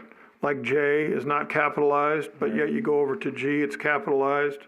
You go to H, it's capitalized. I is capitalized. All the other ones are not. So it should have something that sticks out to you, that we standardize it. Also, another thing I noticed is there's a lot of decimal points missing in these numbers. I'm sure that's just a housekeeping, but there are a lot of decimal points not showing up. So we can't charge them $999? Yeah, so we can, let's go back to G and H. So the Raftillis report had some comments on the sport, well, it had the comments on the area lighting, and I'm not sure the sports field. So is that something that needs to be cleaned up too? Because we haven't got into detail and I didn't have time to go back and forth, but those probably need to be looked at to see if it's been modified or not. So I guess it would be G, H, and I, correct?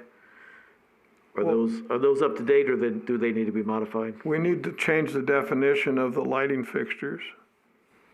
So in which? Sport field lighting, Okay, they're starting to get rid of the HID fixtures and go LED. Yep. So that needs to be cleaned up. And then you don't have, I don't think that on H, for example, trying to see if it's in here in the other one. No, it's just an H, installed wattage. You're not gonna get a wattage on an LED light. You're gonna get lumens, but you're not gonna get wattage. The ones that I have in my home are all on wattages. You know, they might only be 6 watts as opposed to 60 watts or something, but. well, can we just say, can we use both? Well, the reason I'm asking, because the service charge is based upon wattage. So like Ned is saying, if he's got a 6-watt fixture instead of a 100-watt fixture, there's no chart for a 6-watt fixture. Right. Okay, so you have to clean this up. This is That's a not good point. current anymore. Yeah, because the LED has reduced the wattage. Right, so- and that's the whole purpose of So I it. think it needs to be both. Yeah, Yeah, but I think you're gonna have a lot larger chart. Yep. And then another point of clarification, like for example, I should be moved to the top of this next page, not down here at the very bottom as the last sentence. In other words, make sure that the heading matches what we're talking about. So, service of rates for sprinkler system control landscape, and then all of a sudden it jumps over here to lighting service. yeah, it would basically, if people are familiar with orphan and widows in Word, Exactly. then you're just trying to make sure the orphans and widows are on so that you don't orphan it. So my problem is schedule of rates for sprinkler system control and landscape lighting service. This is all one sentence that should be on the page 7. Well, maybe, This look, document. he's got the new one, so maybe they cleaned it up with the new one, because the one they're showing right there, Greg, maybe is cleaned up. Like that. So I didn't realize, I thought all you guys did was What was downloaded anyway. was, That's the latest revision of this document. Right. But this document is actually word for word the exact document of all our resolutions. That's been modified. That's not an active resolution, that's a modification of this document. no, that is the active resolution. That's the active. So this is the one that's prior to so this is 6,000 something, that's 7,030, and that's the actual one that all they did was delete L. That's all they did. But I'm saying that's not part of the active resolution that we have in front of us in this document. This is actually the wording and actually the document that we have of all Boulder City's resolutions. Okay. This is their wish. No. This is what we have. No. What happened was this is what frustrated me, was that if you look at the date, it's December 16th. It's the date they handed us this report. The resolution that is on the screen right now came effective November 12th, I believe. We'll find out in a minute. Like that. 2019. So I'm really frustrated that they didn't give us the new resolution. So that's why we're confused right here. And this is why I keep on saying we need clarity and need to get so if Ned is looking at, can you go up to the top of yours right quick, Ned? And I think, and Holly, can you go to the top of the page? Yeah, it says, Should be 7,030, I believe it is. Yep. it's a different number. Yep. Okay, so what it is so nobody's wrong. And so what it is that this is the exact same thing as that, except they just took L out. Right. And then I think in the process of taking L out, maybe they put the widows and orphans back on and they clarified, but the language I believe is the exact same thing. So Greg, just to clarify, what Ned is looking at is what was actually approved on November 12th, is it? When we'll get to it. It's November, and so that should have been available when they printed this out. So we were given an old document to start with. Yeah, you're right, this is, 12th of November 2019. Right, so, and the package was December 16th, that's almost a month later. Why couldn't we have the new documents? I So- see. So I was pretty frustrated when I saw that. So that's part of the reasons we have so many problems with the documents from Maftillis. But, so are we on the same page, Greg? Did I miss something? Okay, You know, but that raises a good point. I wasn't paying much attention when I read through this, but you're right. There's a lot of existing high wattage bulbs out there that are still gonna be under a rate, but they maybe wanna make allowances for these new LEDs, which are a fraction of those old rates, wattage rates, I should say. yeah, so that's why I was hoping between the three of you, you can catch some of these things that are newer and make sure that we don't just, because that's what's happened too much in the past, you can tell, is they just carried over the old resolution and they really didn't clean it up. Right, because you don't find new fixtures that have these kind of wattages. They're all 50 watts or less or something like Okay. that, you know, so LEDs are amazingly more efficient. Well, that's why I appreciate everybody's input, and we just try to clarify it. So is there anything else before K, Greg? No, K is the one we were talking about with this document we have for the interconnection agreement for net metered renewable generating facilities. So the language has to tie together.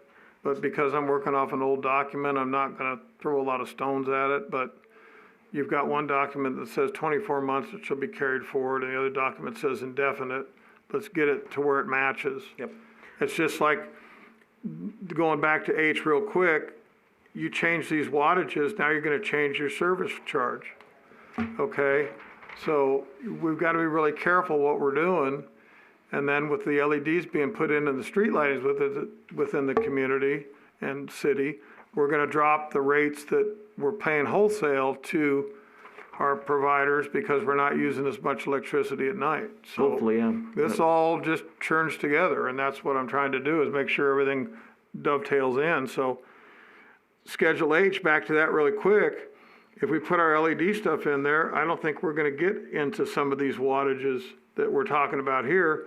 So now we have to readdress this whole Section H to make sure it makes sense. Yeah, for the lower ones, but you're still gonna have a lot of legacy light fixtures out there, like the area lights all over town are 175 watts, most of them, and some of them are maybe 400 watt in the alleys that people pay for every month. The new ones, the LEDs are 100 watts or less, or 50 watts, you know, in that area. So, Your alley ones, you're exactly right. I think we've got one behind us in the back. I think that it's an old one. they're old 175 watt fixtures, most of them. Well, that brings up another scenario, and this might not be the right time, but it's something that Henderson did as they went through and did a massive streetlight luminaire replacement program. We might want to look at that and see if that might be a CIP project for following years, and that way it would reduce our consumption and extend the life of the fixture to where we're not having to do piecemeal maintenance work on a regular basis. Right, so actually we are already, and it's not in the city CIP because regional transportation is actually funding it. So we're getting a certain value annually from RTC to replace those. So I think it's about 100 grand, so it'll take a while, but Yeah, you can see it all They over just- town. I know they just on started that Adams, most of those are LEDs now. Yeah, You you'll can see tell it. where they're at, and all these new ones down the highway are all LEDs, Right. which is great.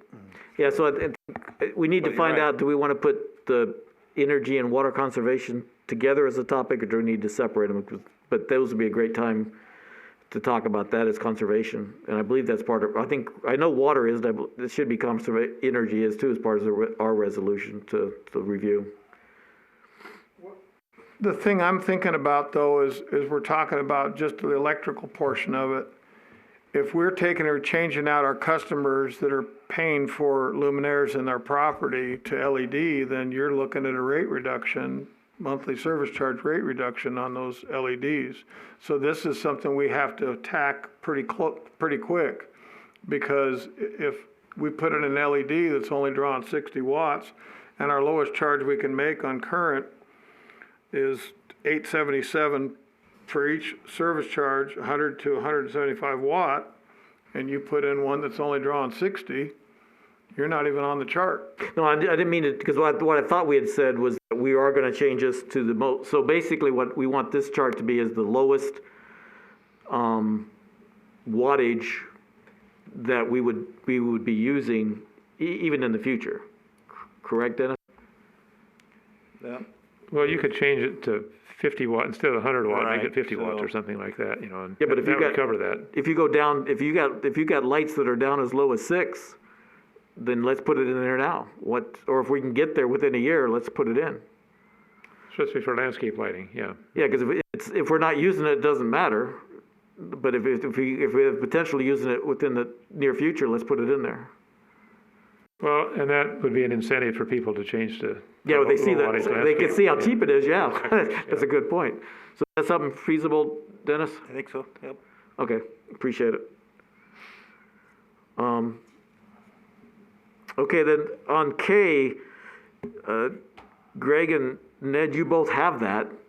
Did you see any language changes? Because Eileen's brought some up, and I totally appreciate what she's saying, and I agree with it. The two things I saw that Eileen has pointed out is the 2-year issue, which is what on 6.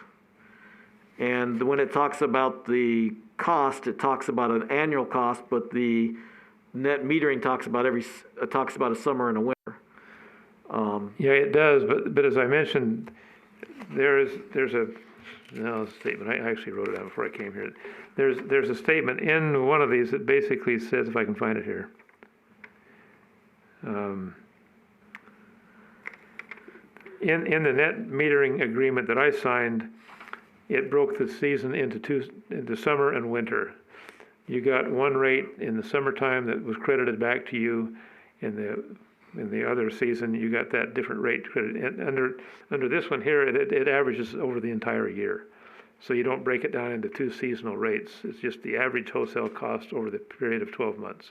So as users, you both have it. Which is the better way to run it? Because one of these should be modified. If one of them's better than the other, one should be modified. Let's be consistent, is what I'm saying. Yeah, it should be the same. So either if the annual one's the way to go, then we'll leave that there. If it's the winter and the summer months, then let's modify the resolution to make it cleaner. I think it should be annual. It's easier. It's less of a hassle for the utility people to have to calculate it out every year. So it just depends if it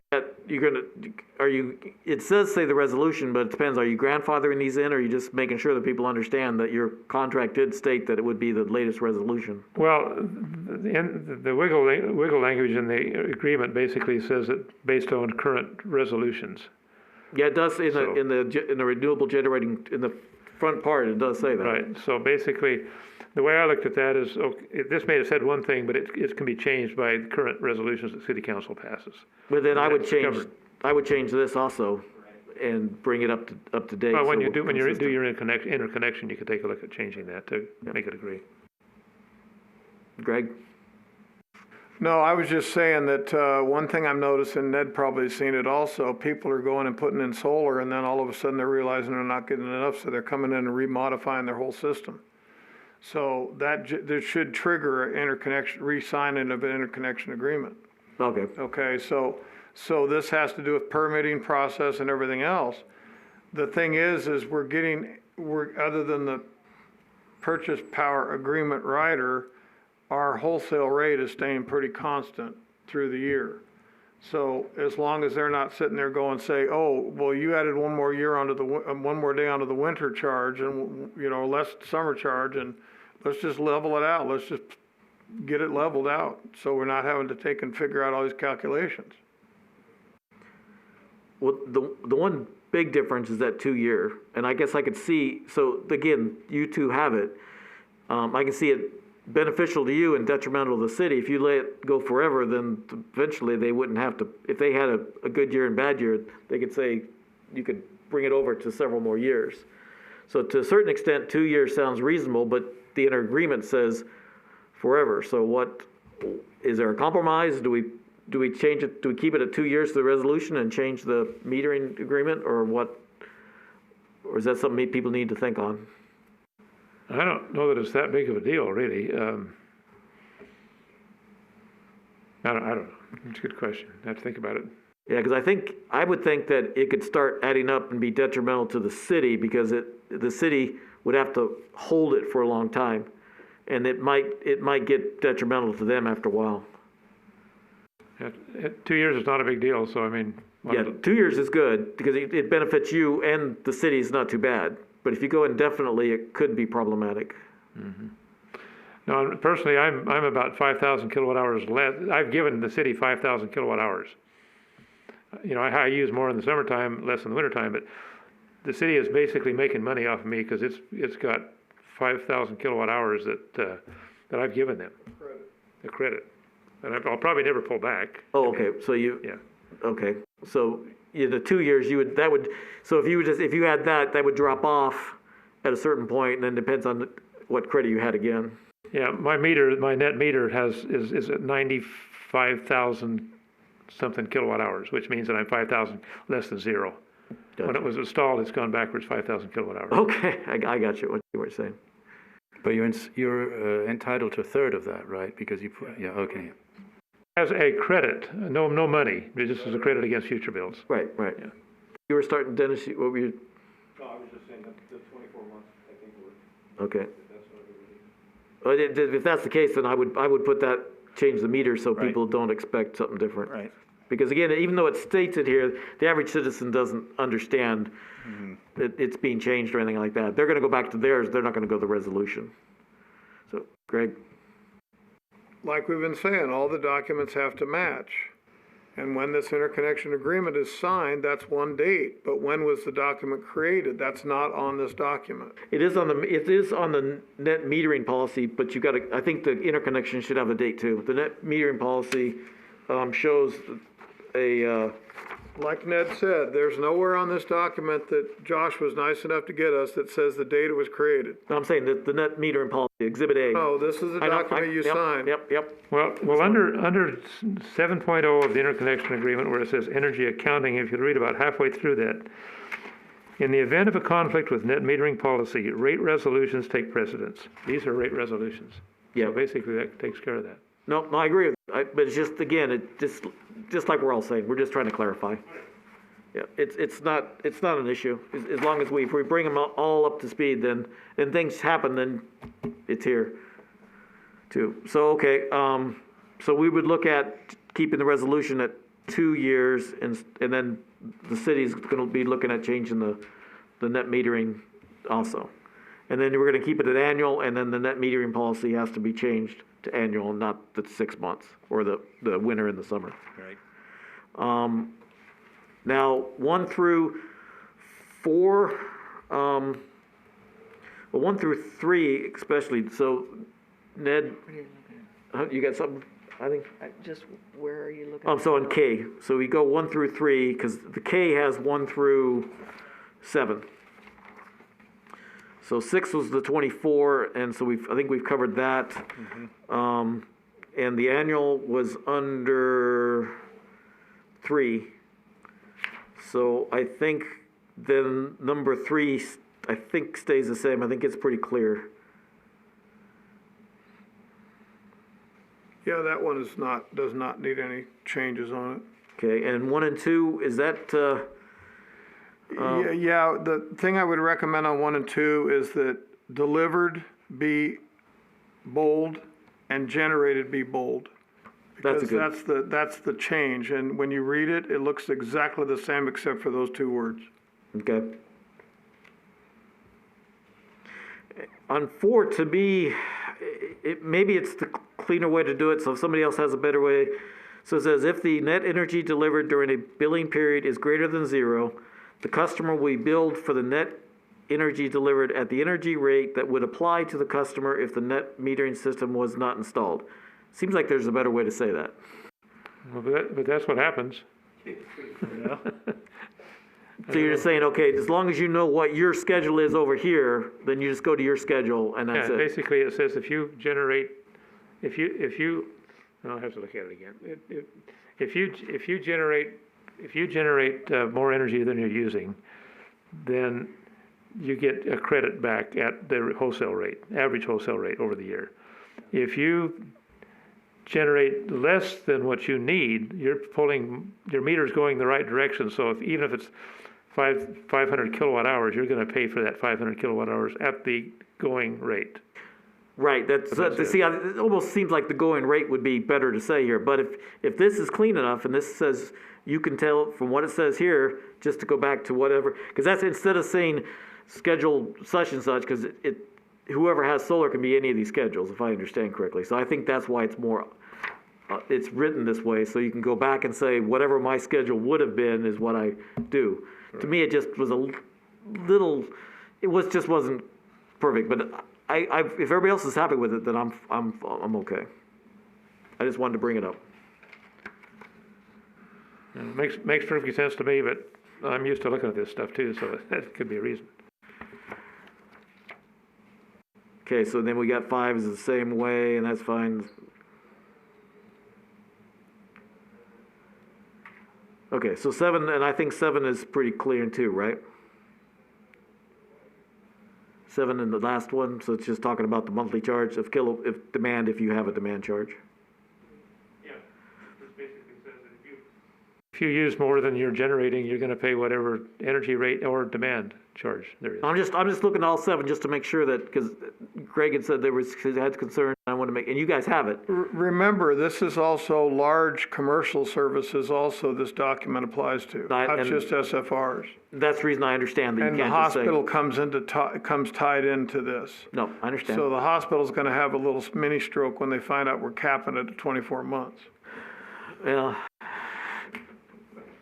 Well, I still don't think I think the hospital is a net user. I think they're using a lot more than they're generating, so, I mean, we'll come back to the city. Well, I heard from the gentleman who put it in that the first thing they did is went in and put in all LED lights in the whole hospital. And that cut quite a bit of energy cost off their system. Well, I did that at my own home. I put a swamp cooler on and I use it a good share of the year and don't use but my air conditioner's there if I need it. But I have LED lights all through my house, so my bills are minimal anymore. yeah, I get, Yeah, but the AC must be the main usage, not the LED. Yeah, lights. AC is absolutely the main usage, Yeah. yes. yeah. Nothing wrong with LEDs. Okay, well, if the 3 of you are happy with the, because like I said, if somebody else happens, but you guys have more experience with the information than I do, and then I don't think anybody else, so, but if somebody saw something, as you did, Eileen, I appreciate it. So L is gonna be, that will just be permanently reduced, taken out, so then we would end up with municipal rates at L. Make sure that that's.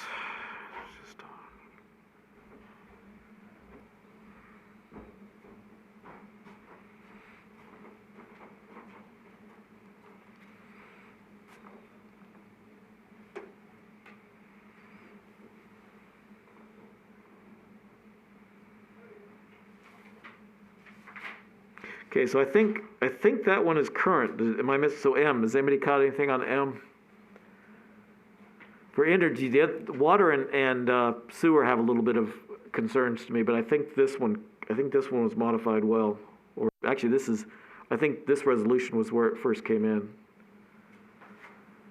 Yeah, I don't see any problems with the electrical. I mean, I read through the whole thing and it looked pretty decent to me, at least understandable. Okay. So then you've got a new N there that I didn't catch, a review period. What's the review period? Okay, so that's new from the, so you did have one thing different from the L, I didn't realize.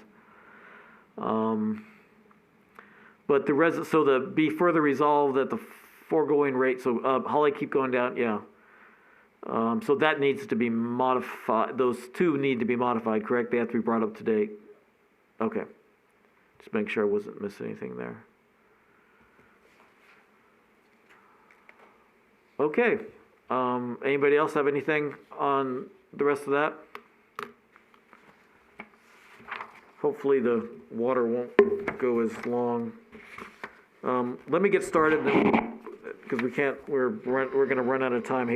We've lost 2, but let me just get started on the on water, so we can switch over. Yep, thanks, Holly. So Chapter 9-8 of the city codes. Okay. So I think that's where, yep. So I think the resolutions are, the whereases, does anybody have any concern with the whereases? Okay, so let's go down to, so the first thing, right there, Holly, let's do there. So what am I missing here? It says the rates currently in existence are based on section G of the resolution previously approved resolution number 5280. Now, what that says is that we can raise whenever Southwest raises their rates, Southern Nevada Water Authority raises their rates, this can automatically be raised. But it doesn't tell me how the current rate is based. So to me, that sentence doesn't make sense. Because you're not basing it on G, you're basing it on the previous rate related to G. And I'm trying to figure out how to say it, and I don't want to make sure that I didn't misunderstand something. Do you see what I'm saying? Okay, let's go to G. Holly, let's go down to G, please. Okay, so G, each time the Southern Nevada Water Authority Board of Directors increases wholesale water rates, each tier within the water charge shall be increased by the dollar value of the wholesale increase per thousand, blah, blah, blah. Now this is related, this tells us we can increase it, but it doesn't tell me this doesn't tell me what my current rate is. So that sentence relating to G in the beginning doesn't make sense to me.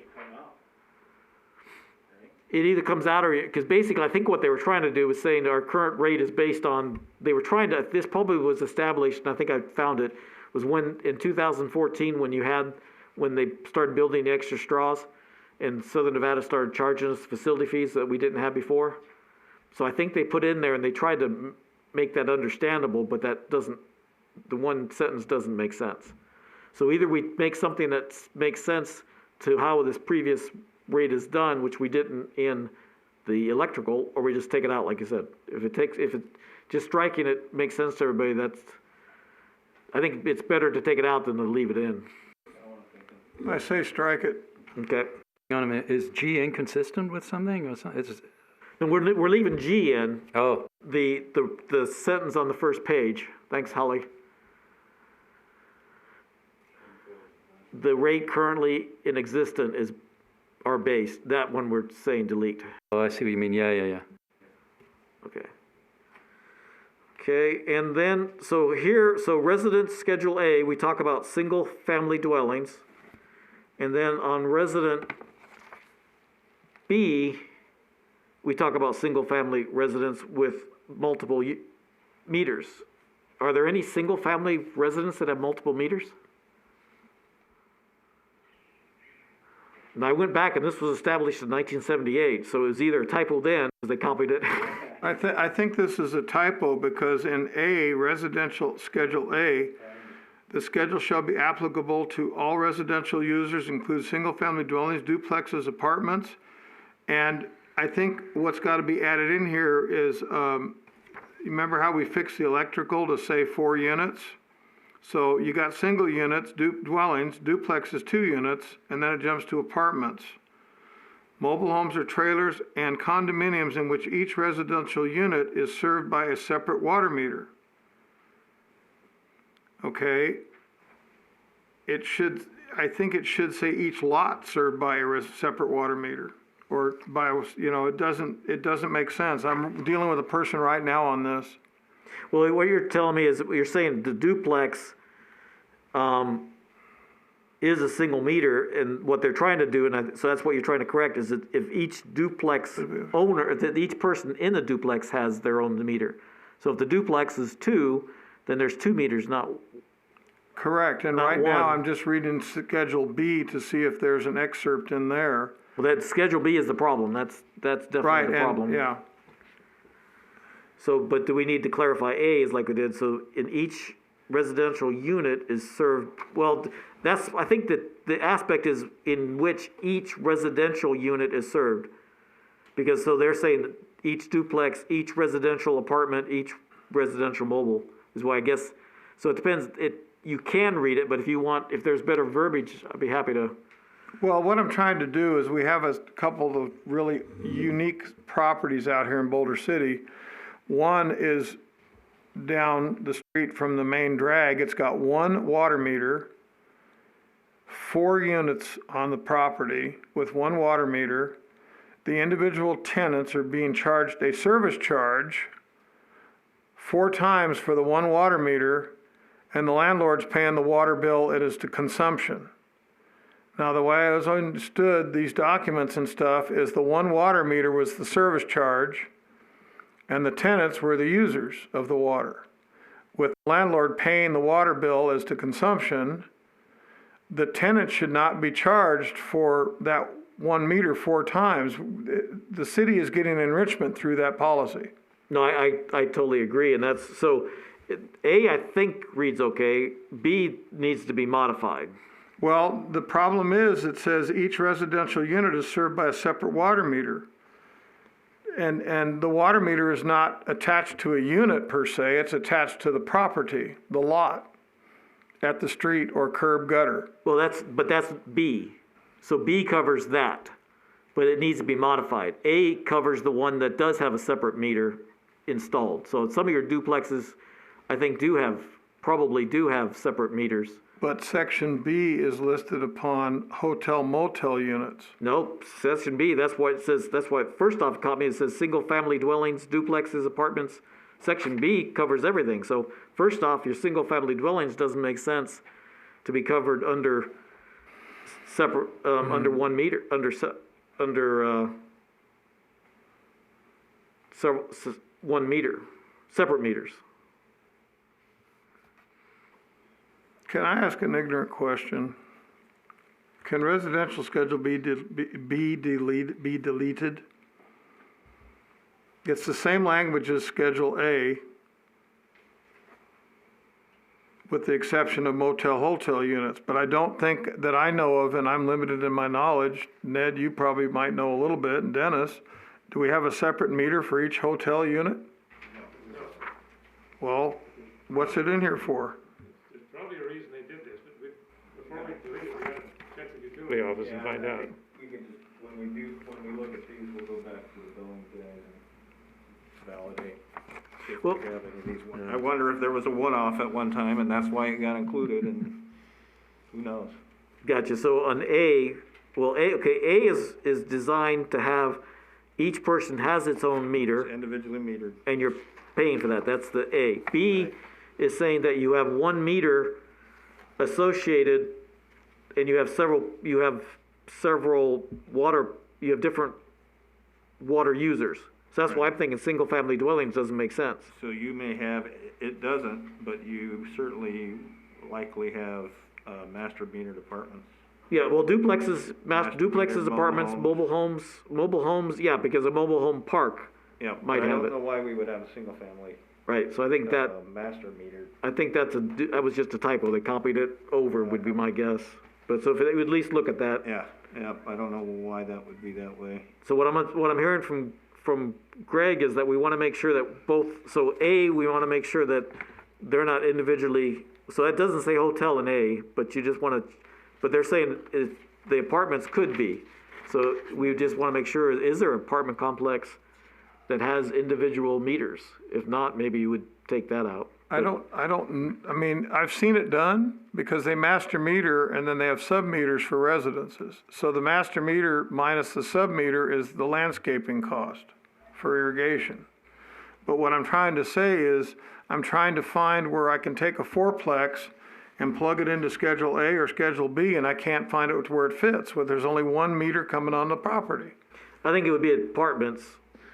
I would think that would be apartments. That calculation adjustment, number 3, kind of addresses that, where basically it recognizes that you've got multiple tenants, but you divide it over by the number of residential units to determine the average monthly use, and then you calculate a charge based on that. Right, but they're not being charged for the water, they're just being charged a service charge, and it's the full boat. Well, let's see, does it say that? The number is Well, it says, and we'll see, the problem is per unit. The last sentence says the total water charge is calculated on the average monthly usage plus the service charge multiplied by the total residential units. So that's one thing, I guess I'd like to get an example of that to make sure I'm following Yeah, it properly. that's a little confusing. Yep. Because the service charge, it sounds like they're doing exactly what Greg is saying. They're charging everybody for the service charge, and it shouldn't be charged to the owner. Right. But that's enrichment to the city, is what I'm trying to say, is it's not proper. What I'm saying, I agree with Right. you. So what I'm trying to do is find the excerpt within this document that allows the city to do and charge people the way they're charging them. And Well, I can't find it, where I can't plug it into anything on this document. Well, we need to modify B, or at least review it, and I think B3 needs to be looked at and most likely modified. So I guess so to keep things short, because we're gonna start running out of time, is Dennis, you're gonna take that to the utility, you take it to the billings, I guess? Yeah, and find out if these are just a few one-offs or, yeah, but we'll have the billing folks, take a look at this as well. Okay. Again, so then I didn't see as much I'm sorry, before I go on, is that, anybody else, does that cover what everybody's concerns are? And Greg, does that cover? Yeah, I think what we're gonna be talking about next is C. And that's gonna require us to do some work on it. Okay, what does C need? C3. C3? Okay. But for this time, the C3 charge, all that's gonna be reduced by $10. That's correct, but I'm saying this is the section that we have to work on in the next 2 months. In the future. Okay, so George, you can kind of see what the charges are. Yeah.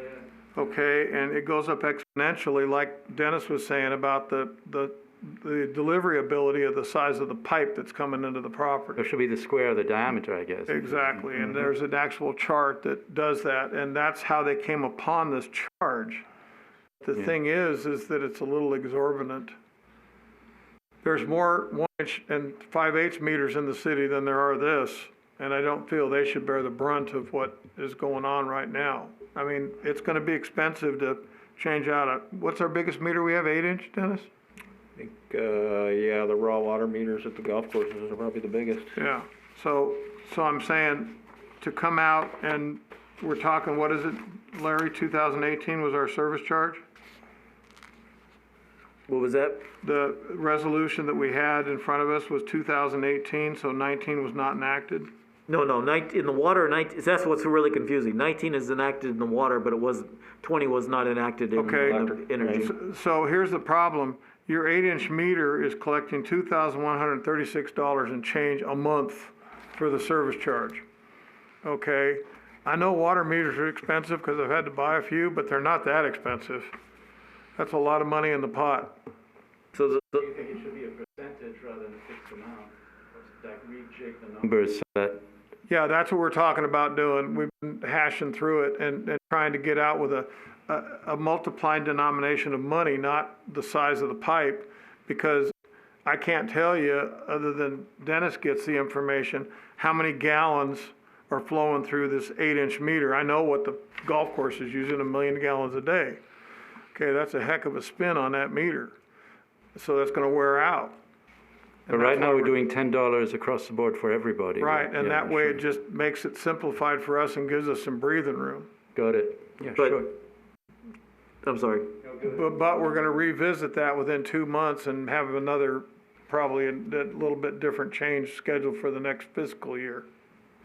So you have 20 users at the 6-inch, you have 6 users at the 8-inch, and you have 2 users at the 10-inch, Sounds just so about you right. know. At least that's what Raptilus has. Right. I wonder why they broke, in the commercial, they broke the 1-inch out as a separate charge beyond the 5/8 and the 3/4 inch, because in residential, those are all kind of grouped together. And so do we modify that now, or do we modify it? But again, if we're only saying $10, I'm not sure we can modify it, because that's what I was trying to get at the very beginning. If it's only $10, then you can't change that right now, Ned, because it's No. more than $10.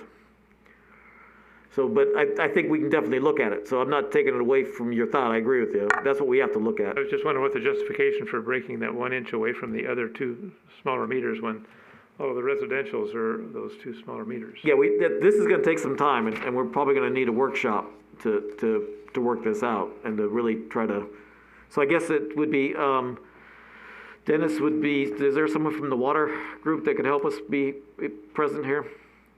As far as the billing folks? Would it be billing and water? Would it be somebody from the billing and somebody that understands the water system to say, these are extra costs or whatever? I think the majority of the questions we're gonna have are gonna be on the few small, large meters. So yeah, we can have our water supervisor, and then I think the billing supervisor is gonna be the one that's gonna help us with most of this. So to clarify just to make sure we're all on the same page, as Dennis has said several times, is that what Raphtilis did is they took this standard and basically what you were saying, George, and they tried to say, okay, based on the standards, here's what you should pay.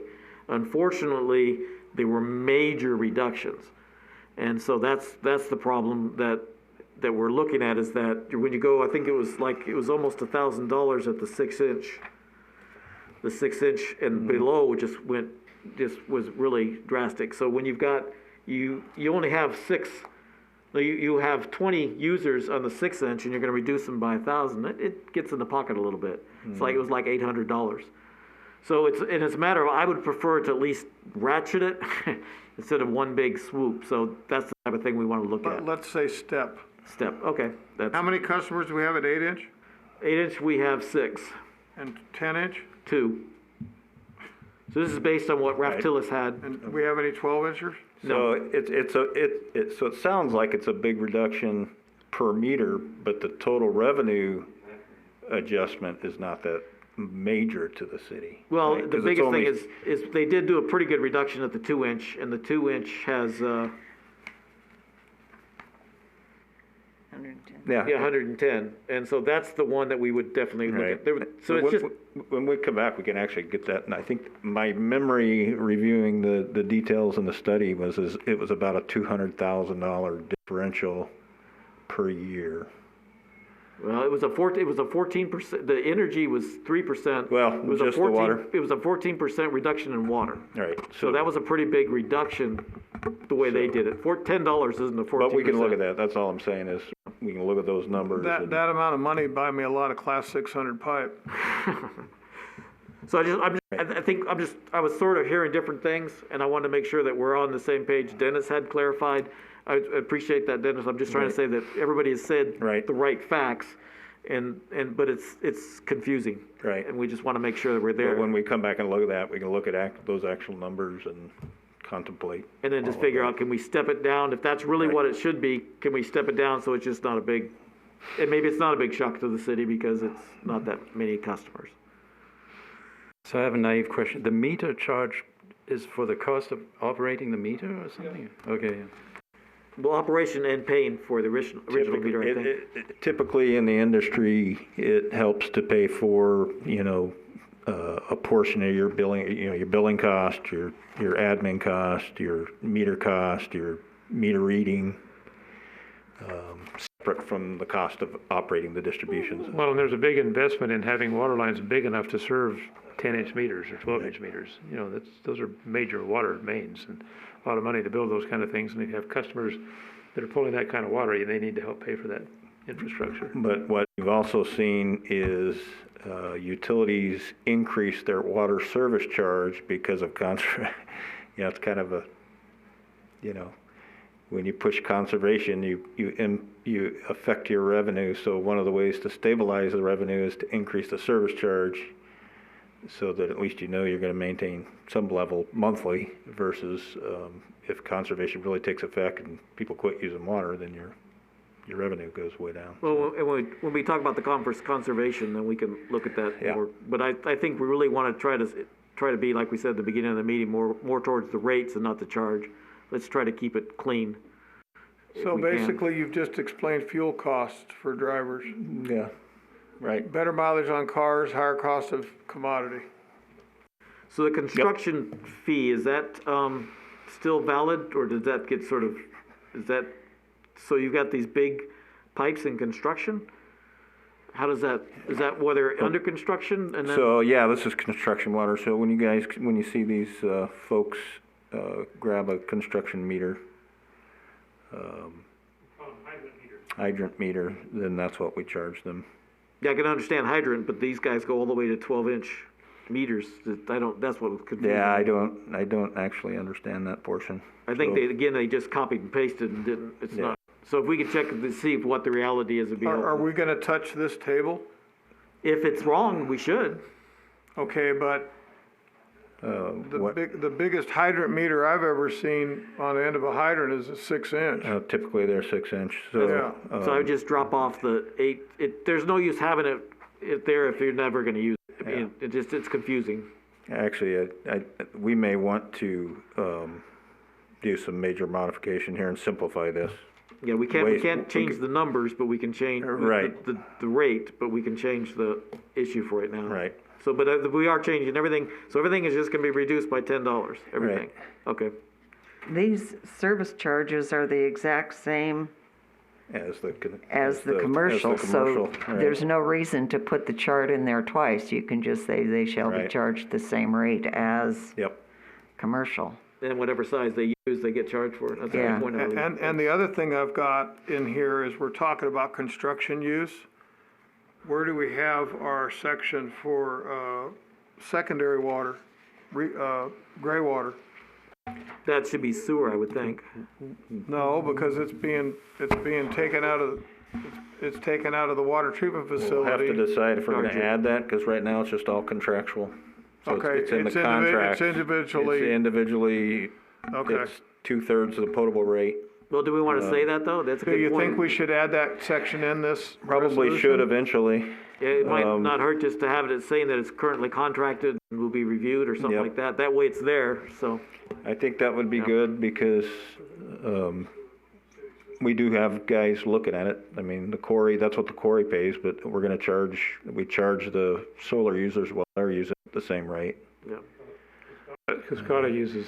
that- Scotty uses raw, Raw water. and that's a contractual rate as well. Yep. Okay. So then, let's see, so E through G, does anybody, so if you guys, unless somebody sees something, I'd say just go back and make sure that it's been updated.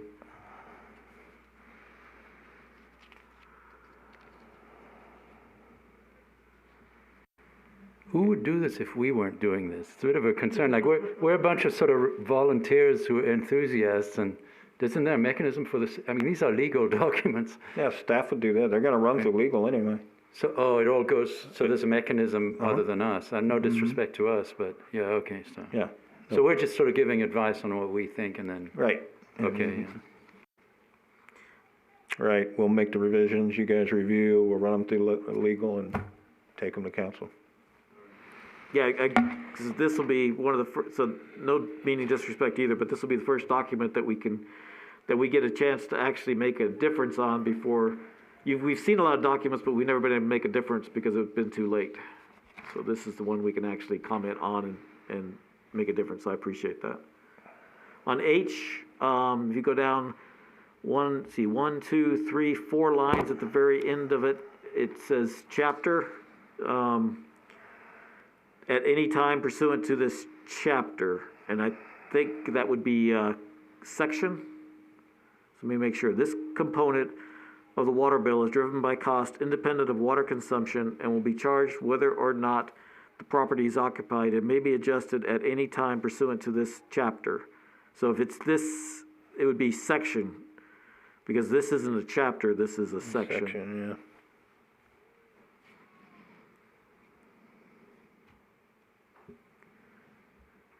Okay, then you took out I.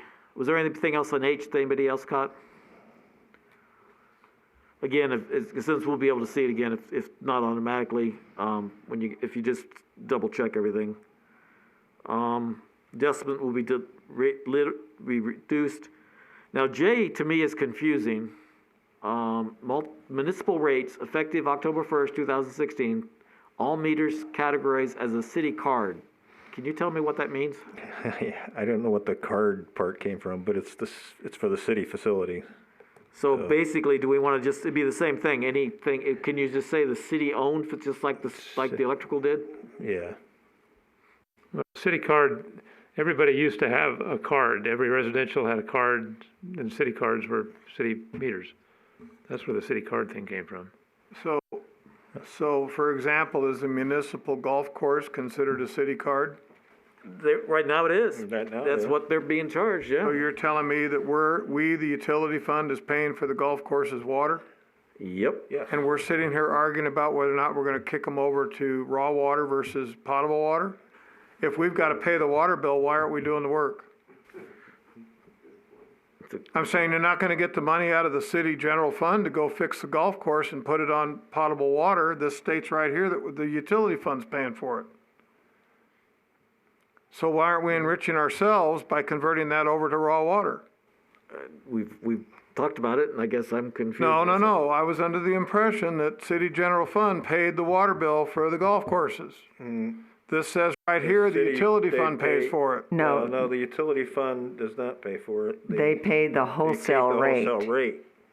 They don't pay the retail So rate. we pay it to the water authority, we charge it back to the golf course. So what we're saying is this municipal rate line J needs to be changed. Yeah, because well, exactly, I think I have that circled too, is because rate paid by the utility fund, yeah, so that's the problem, it's Hang on a not, minute. it's not What paid did by the we- what did utility we fund. what did we call this in the electric side of the house? Well, it was different, but let's No, see. we had the same thing, city something meters. No, it was city owned, that's why I was asking, if the city owned, and that's what you guys are telling me, the card's different. Okay,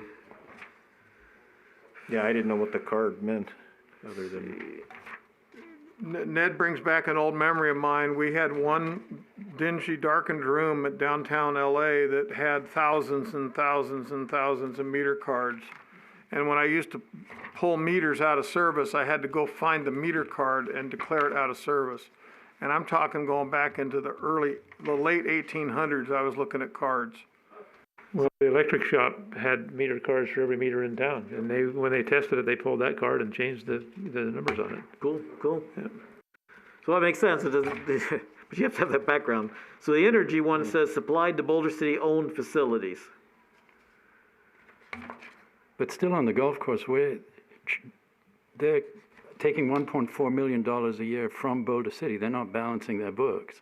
So in some sense, we are paying for something. I don't know if that's the water, that $1.4 million. Well, the utility fund isn't, the general fund is what I would understand. But that money's coming out of the general fund, not out of the utilities, for their water. That's the way it should be, but that's not the way this is written, so yeah. it needs to On the water, the general fund plays the wholesale rate for the water on the golf courses. Okay. So I think the electrical is, because it doesn't state about the utility fund or anything like that, so it's clean, so we need to clean up, and we have to definitely clean up the sewer before we run out Okay, of time. can we take, let me interject one thing. On J, can we interject this?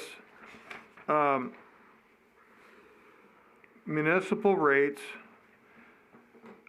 all meters categorized as city-owned facilities, Boulder city-owned facilities.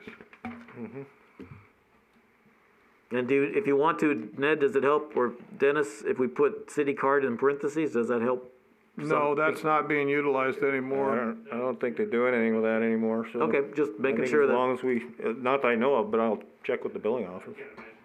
okay, so Greg, I did can't you, either. so what was your full sentence again, Greg, I'm sorry? I'm going back to, J, M of the electric side, okay, which says Boulder city-owned facilities. So what I'm saying here is categorized as Boulder city-owned facilities. so be charged the wholesale rate, period. That's right, And so then you take off paid by the utility, you take that out. yeah. And that's very confusing. That's what I sounded the alarm. I'm reading this thing, it says paid by the utility Utility fund. I'm fund, going, yeah. whoa, wait a second. Yeah, just take that piece out, Take that piece out and change it to city-owned, own facility.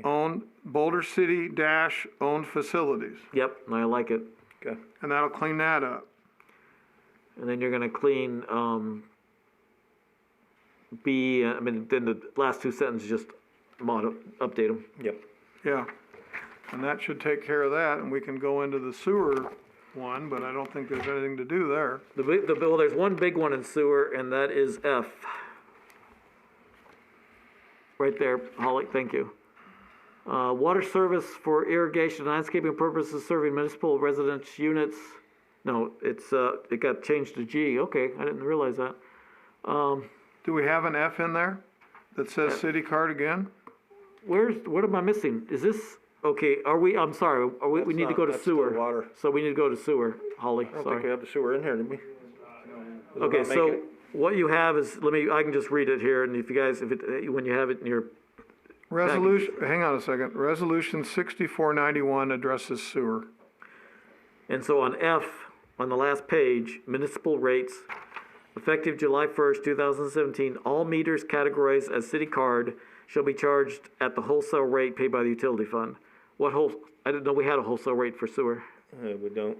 So, okay, so I guess would we say the same thing as that it's the Boulder City owned and they pay this, what do they pay? You know, we'll have to check that. And maybe they are. Maybe they are just paying the, yeah, we'll have to check with the billing. Is there, and see what they're there's no doing, and then whole- we'll just modify it accordingly. Okay, and the same thing Let's too. find is out it- what they're actually doing. Yeah, the only on thing the else is sewer. if you look at it is it's not clear that the city pays a service charge. I think the sewage rate is a function of the water rate. It is. The more water they use, the higher their sewer bill is. Even if they don't Right. use any sewers at all, And that's the last one thing. toilet, they and still that- pay it. That's the other thing you were gonna change is you need to add another category in for the businesses that don't, like the water store, that don't release the same amount of water that they pull in. They don't use the same they don't release it into the sewer. The water store gives it to the customers, it doesn't go out the I don't sewer. even know if they have a sewer. Well, likewise, if somebody's watering irrigation, that water doesn't go down the sewer line, but they They still have pay to have for it. they have to have a sewer for their restrooms. Well, there's a small charge, but Right. they're given a lot, they're not, So a lot less water is going down the sewer than it Question is. is, should they be charged similar to a single-family residential that's a flat charge, right? Yeah. Versus a commercial that's. Because there are paying- commercials that have irrigation and very little sewage use at Yes. all, Yep, but they yep. pay a pretty hefty bill. So that's what I wanted, because Dennis had mentioned it, and I wanted, that needs to be added into here, somehow that needs to be done, so. We've got just a little bit longer, so those were the main concerns, I think. We have one more subject to go in the comment period, so unless we have any major concerns, we probably should stop this one pretty quick. Any other major concerns? Well, again, I think we did a great job on reviewing it. I appreciate everybody's time and everybody's patience. That was a really good session. I appreciate everybody's time and effort. Yep, I think we'll try to get a draft out within a couple weeks, or as soon as we can. Okay. Could be quicker. And if you happen, I don't know, if you happen to find some of the sections that we were harping on a little more and you can get those out to us early, maybe that might be helpful. Right, so, we'll, I think we should be able to do it. We'll just do them a section at a time. We'll start with water and do power, or vice versa, and Okay. get them out as soon as we got them drafted. Okay, well, like I said, appreciate it. So let's close down 4, and we'll go to 5, and so I guess, George, I'll let you start off, because I'm not sure what 5 is going to do, so you had some comments, and then we'll go from there. So I want to measure my words because it's all been very civil today. Everyone's getting along, and I don't want to sort of provoke. But I felt that Larry said some things at the meeting where you were giving your own opinions, and I feel like it would be preferable not to do that. Like when the council asked, like I made a point when I was talking to the council of specifically not saying anything that I thought for myself. And you told them, for example, we're going to raise the electric rates next year and gradually over the next few years. Well, we haven't discussed that. And so, again, I'm not trying to provoke you, I'm just saying my opinion, and there's a lot of pressure maybe when you're maybe not used to public speaking and so on, but I don't think, or for example, saying, well, we met with the finance director and here are the numbers. Well, actually, the UAC did not meet with the finance director. I know what you meant, but you're representing the council and presenting numbers as coming from the UAC that are not. And so I would just say I'd rather that didn't happen next time. Let's stick to that's why I was so adamant about written reports, so that whoever's on, it might not be you, at some point there'll be other, but whoever's doing this should make sure they don't give their own personal opinion. That's just what I think. That's all I had. And again, I'm not trying to start a fight or embarrass people. It's just, I feel strongly enough about it to say it. Was the 5-year plan that we presented, accepted by city council as being something with merit? Yes, Yes. so, yeah. Yep.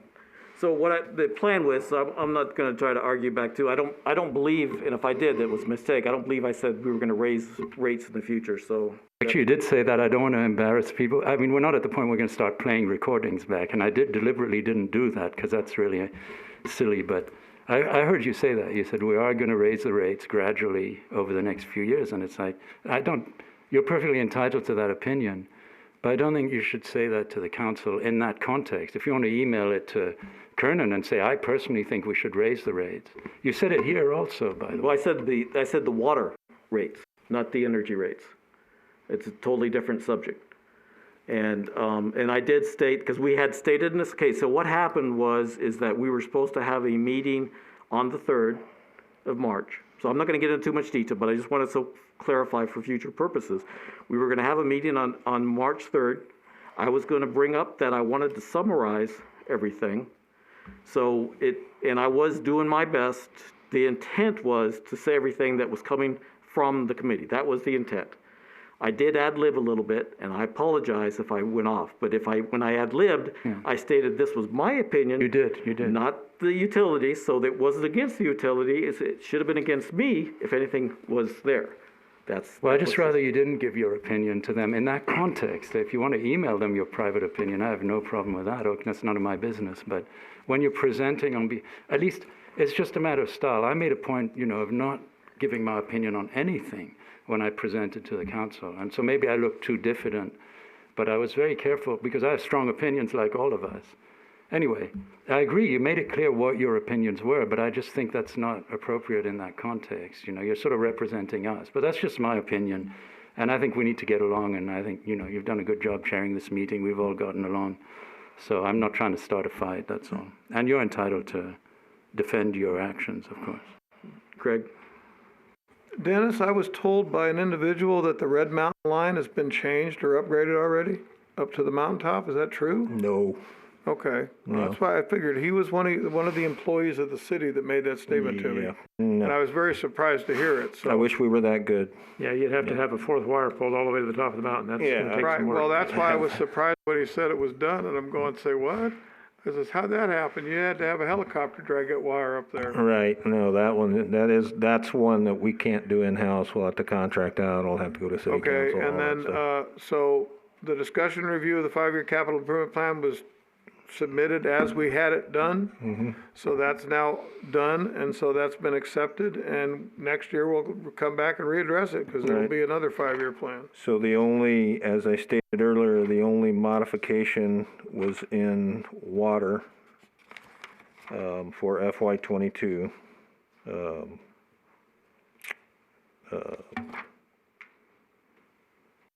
Which The is the PRVs. W 2008, the PRVs for El Dorado Valley. Now, I have it, maybe it's presumptuous of me, but Wilkins has PRVs, and they're pretty well built.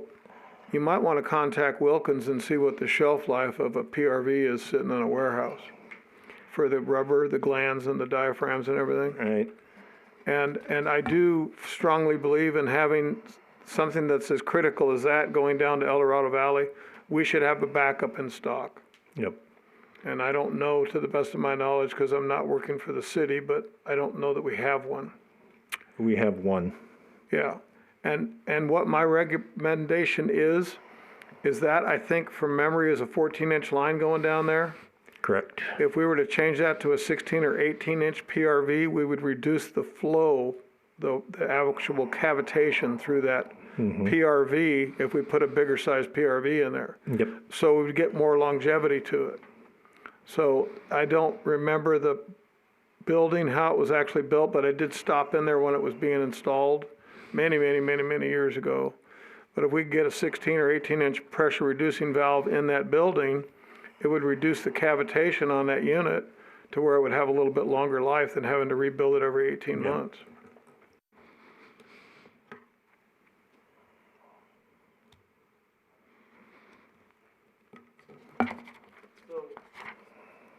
was there a reason, I couldn't remember what reason this was put on the agenda. I think it's just because it had gone to council. I think it was just for feedback purposes. Okay, okay. So we got the report, and so there's nothing new. So anytime anything new comes up, or sometime in this, probably in the late summer, fall, start reviewing for the next one again? Yes, because I can tell you already, there's probably a couple of projects that we can start talking about. Okay. Yeah, so the biggest thing I think so we are in, just about in April now, so we got April, May, June, so we got 3 months for the end of this year.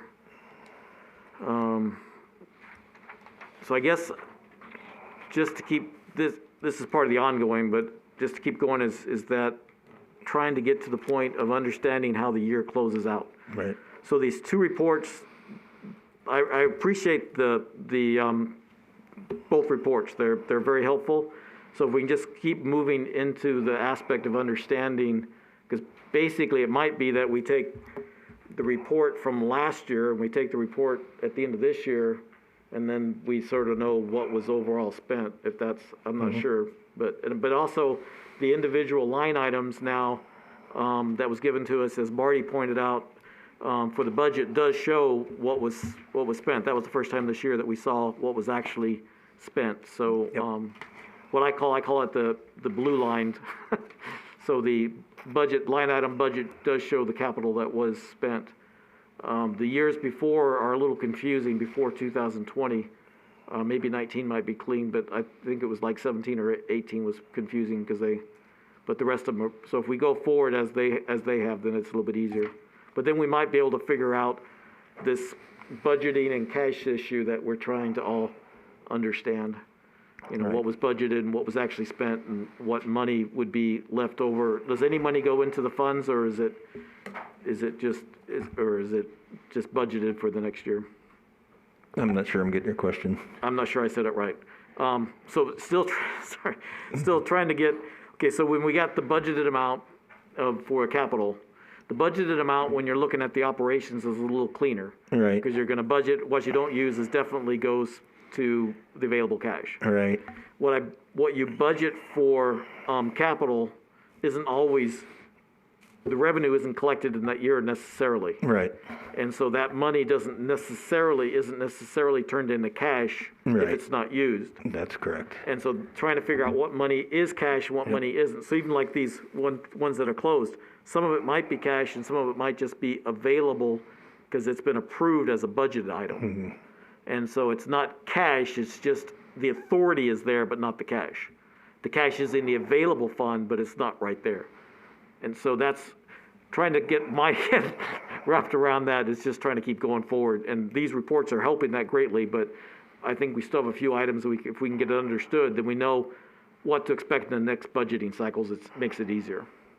Yeah, only one project I do want to mention is, you know, we had mentioned in a few of our prior discussions that we've just been replacing water meters, you know, kind of on an as-needed basis. And for whatever reason, we went and replaced, and I think it had to do with net metering, I think. But, you know, we had electrical meter replacement done in a 1-year period for $1 million or whatever the number was. But we didn't do that with water, and I'm not sure why. And we never really discussed it here as capital, but we were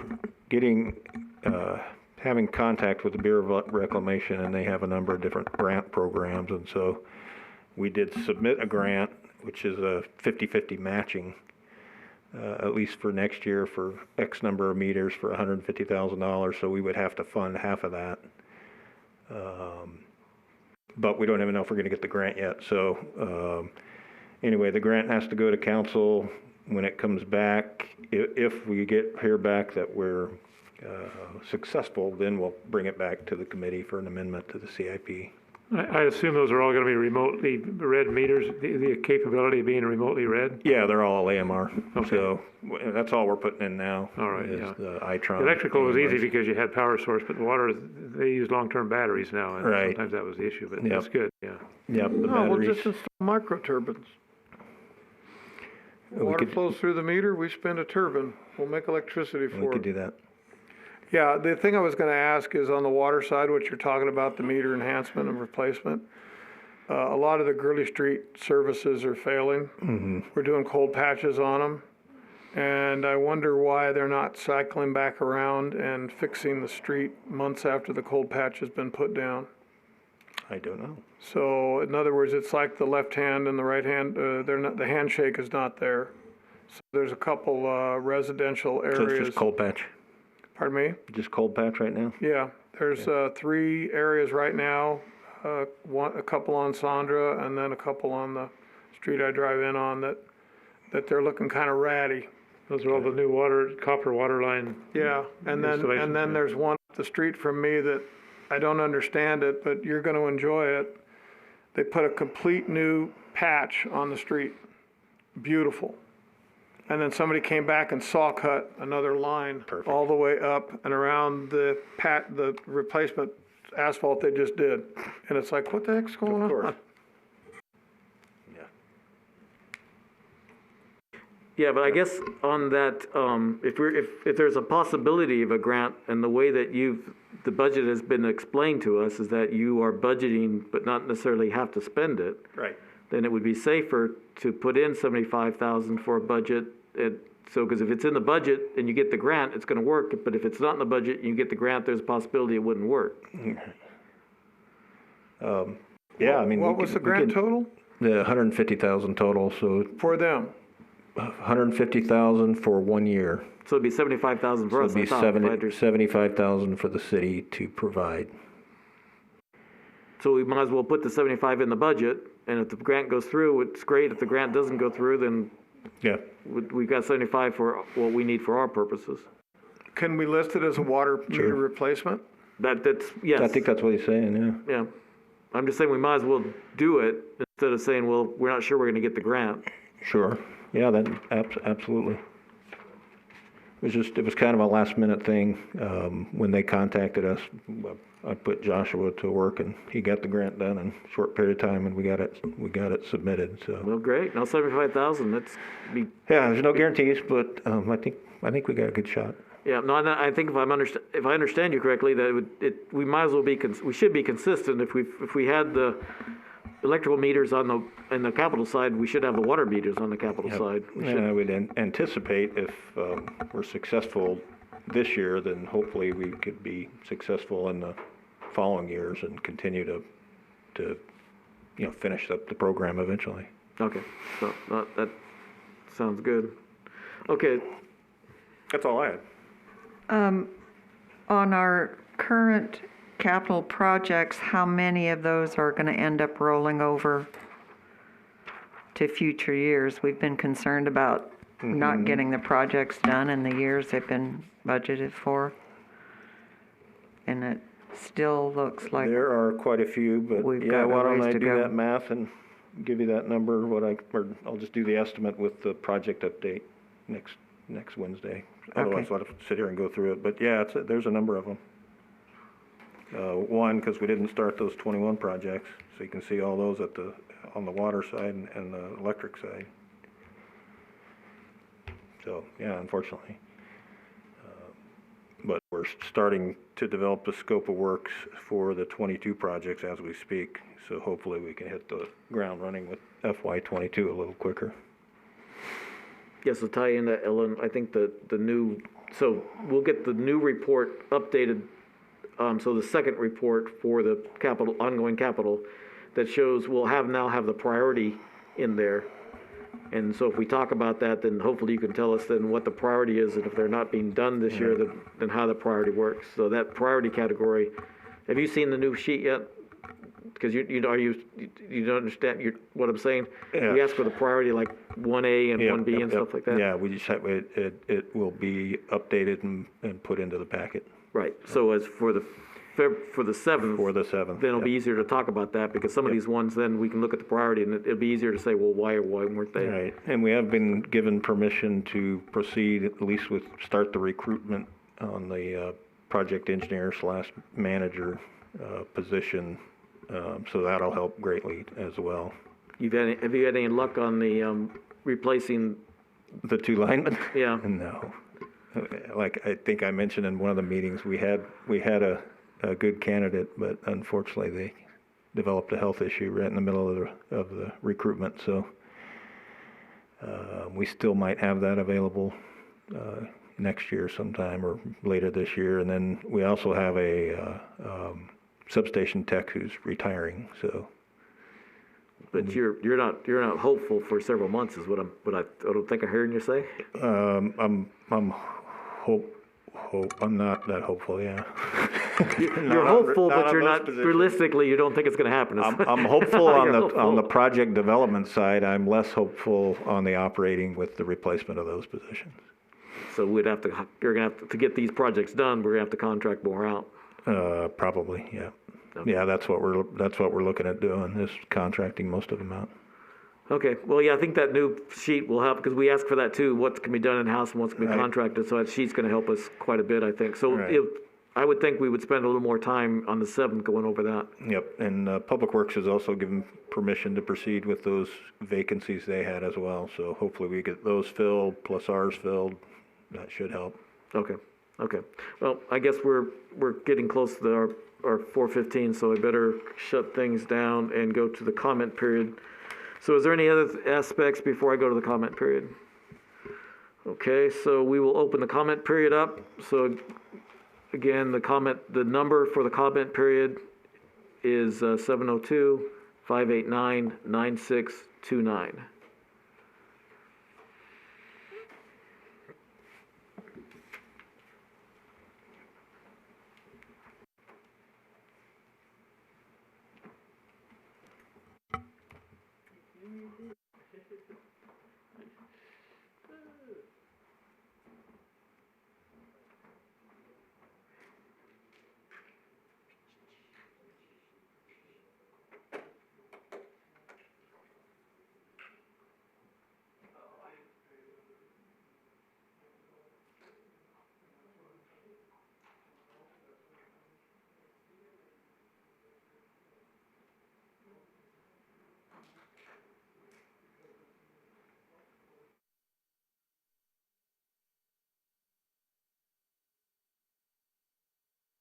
So one more time, the phone number is 702-589-9629.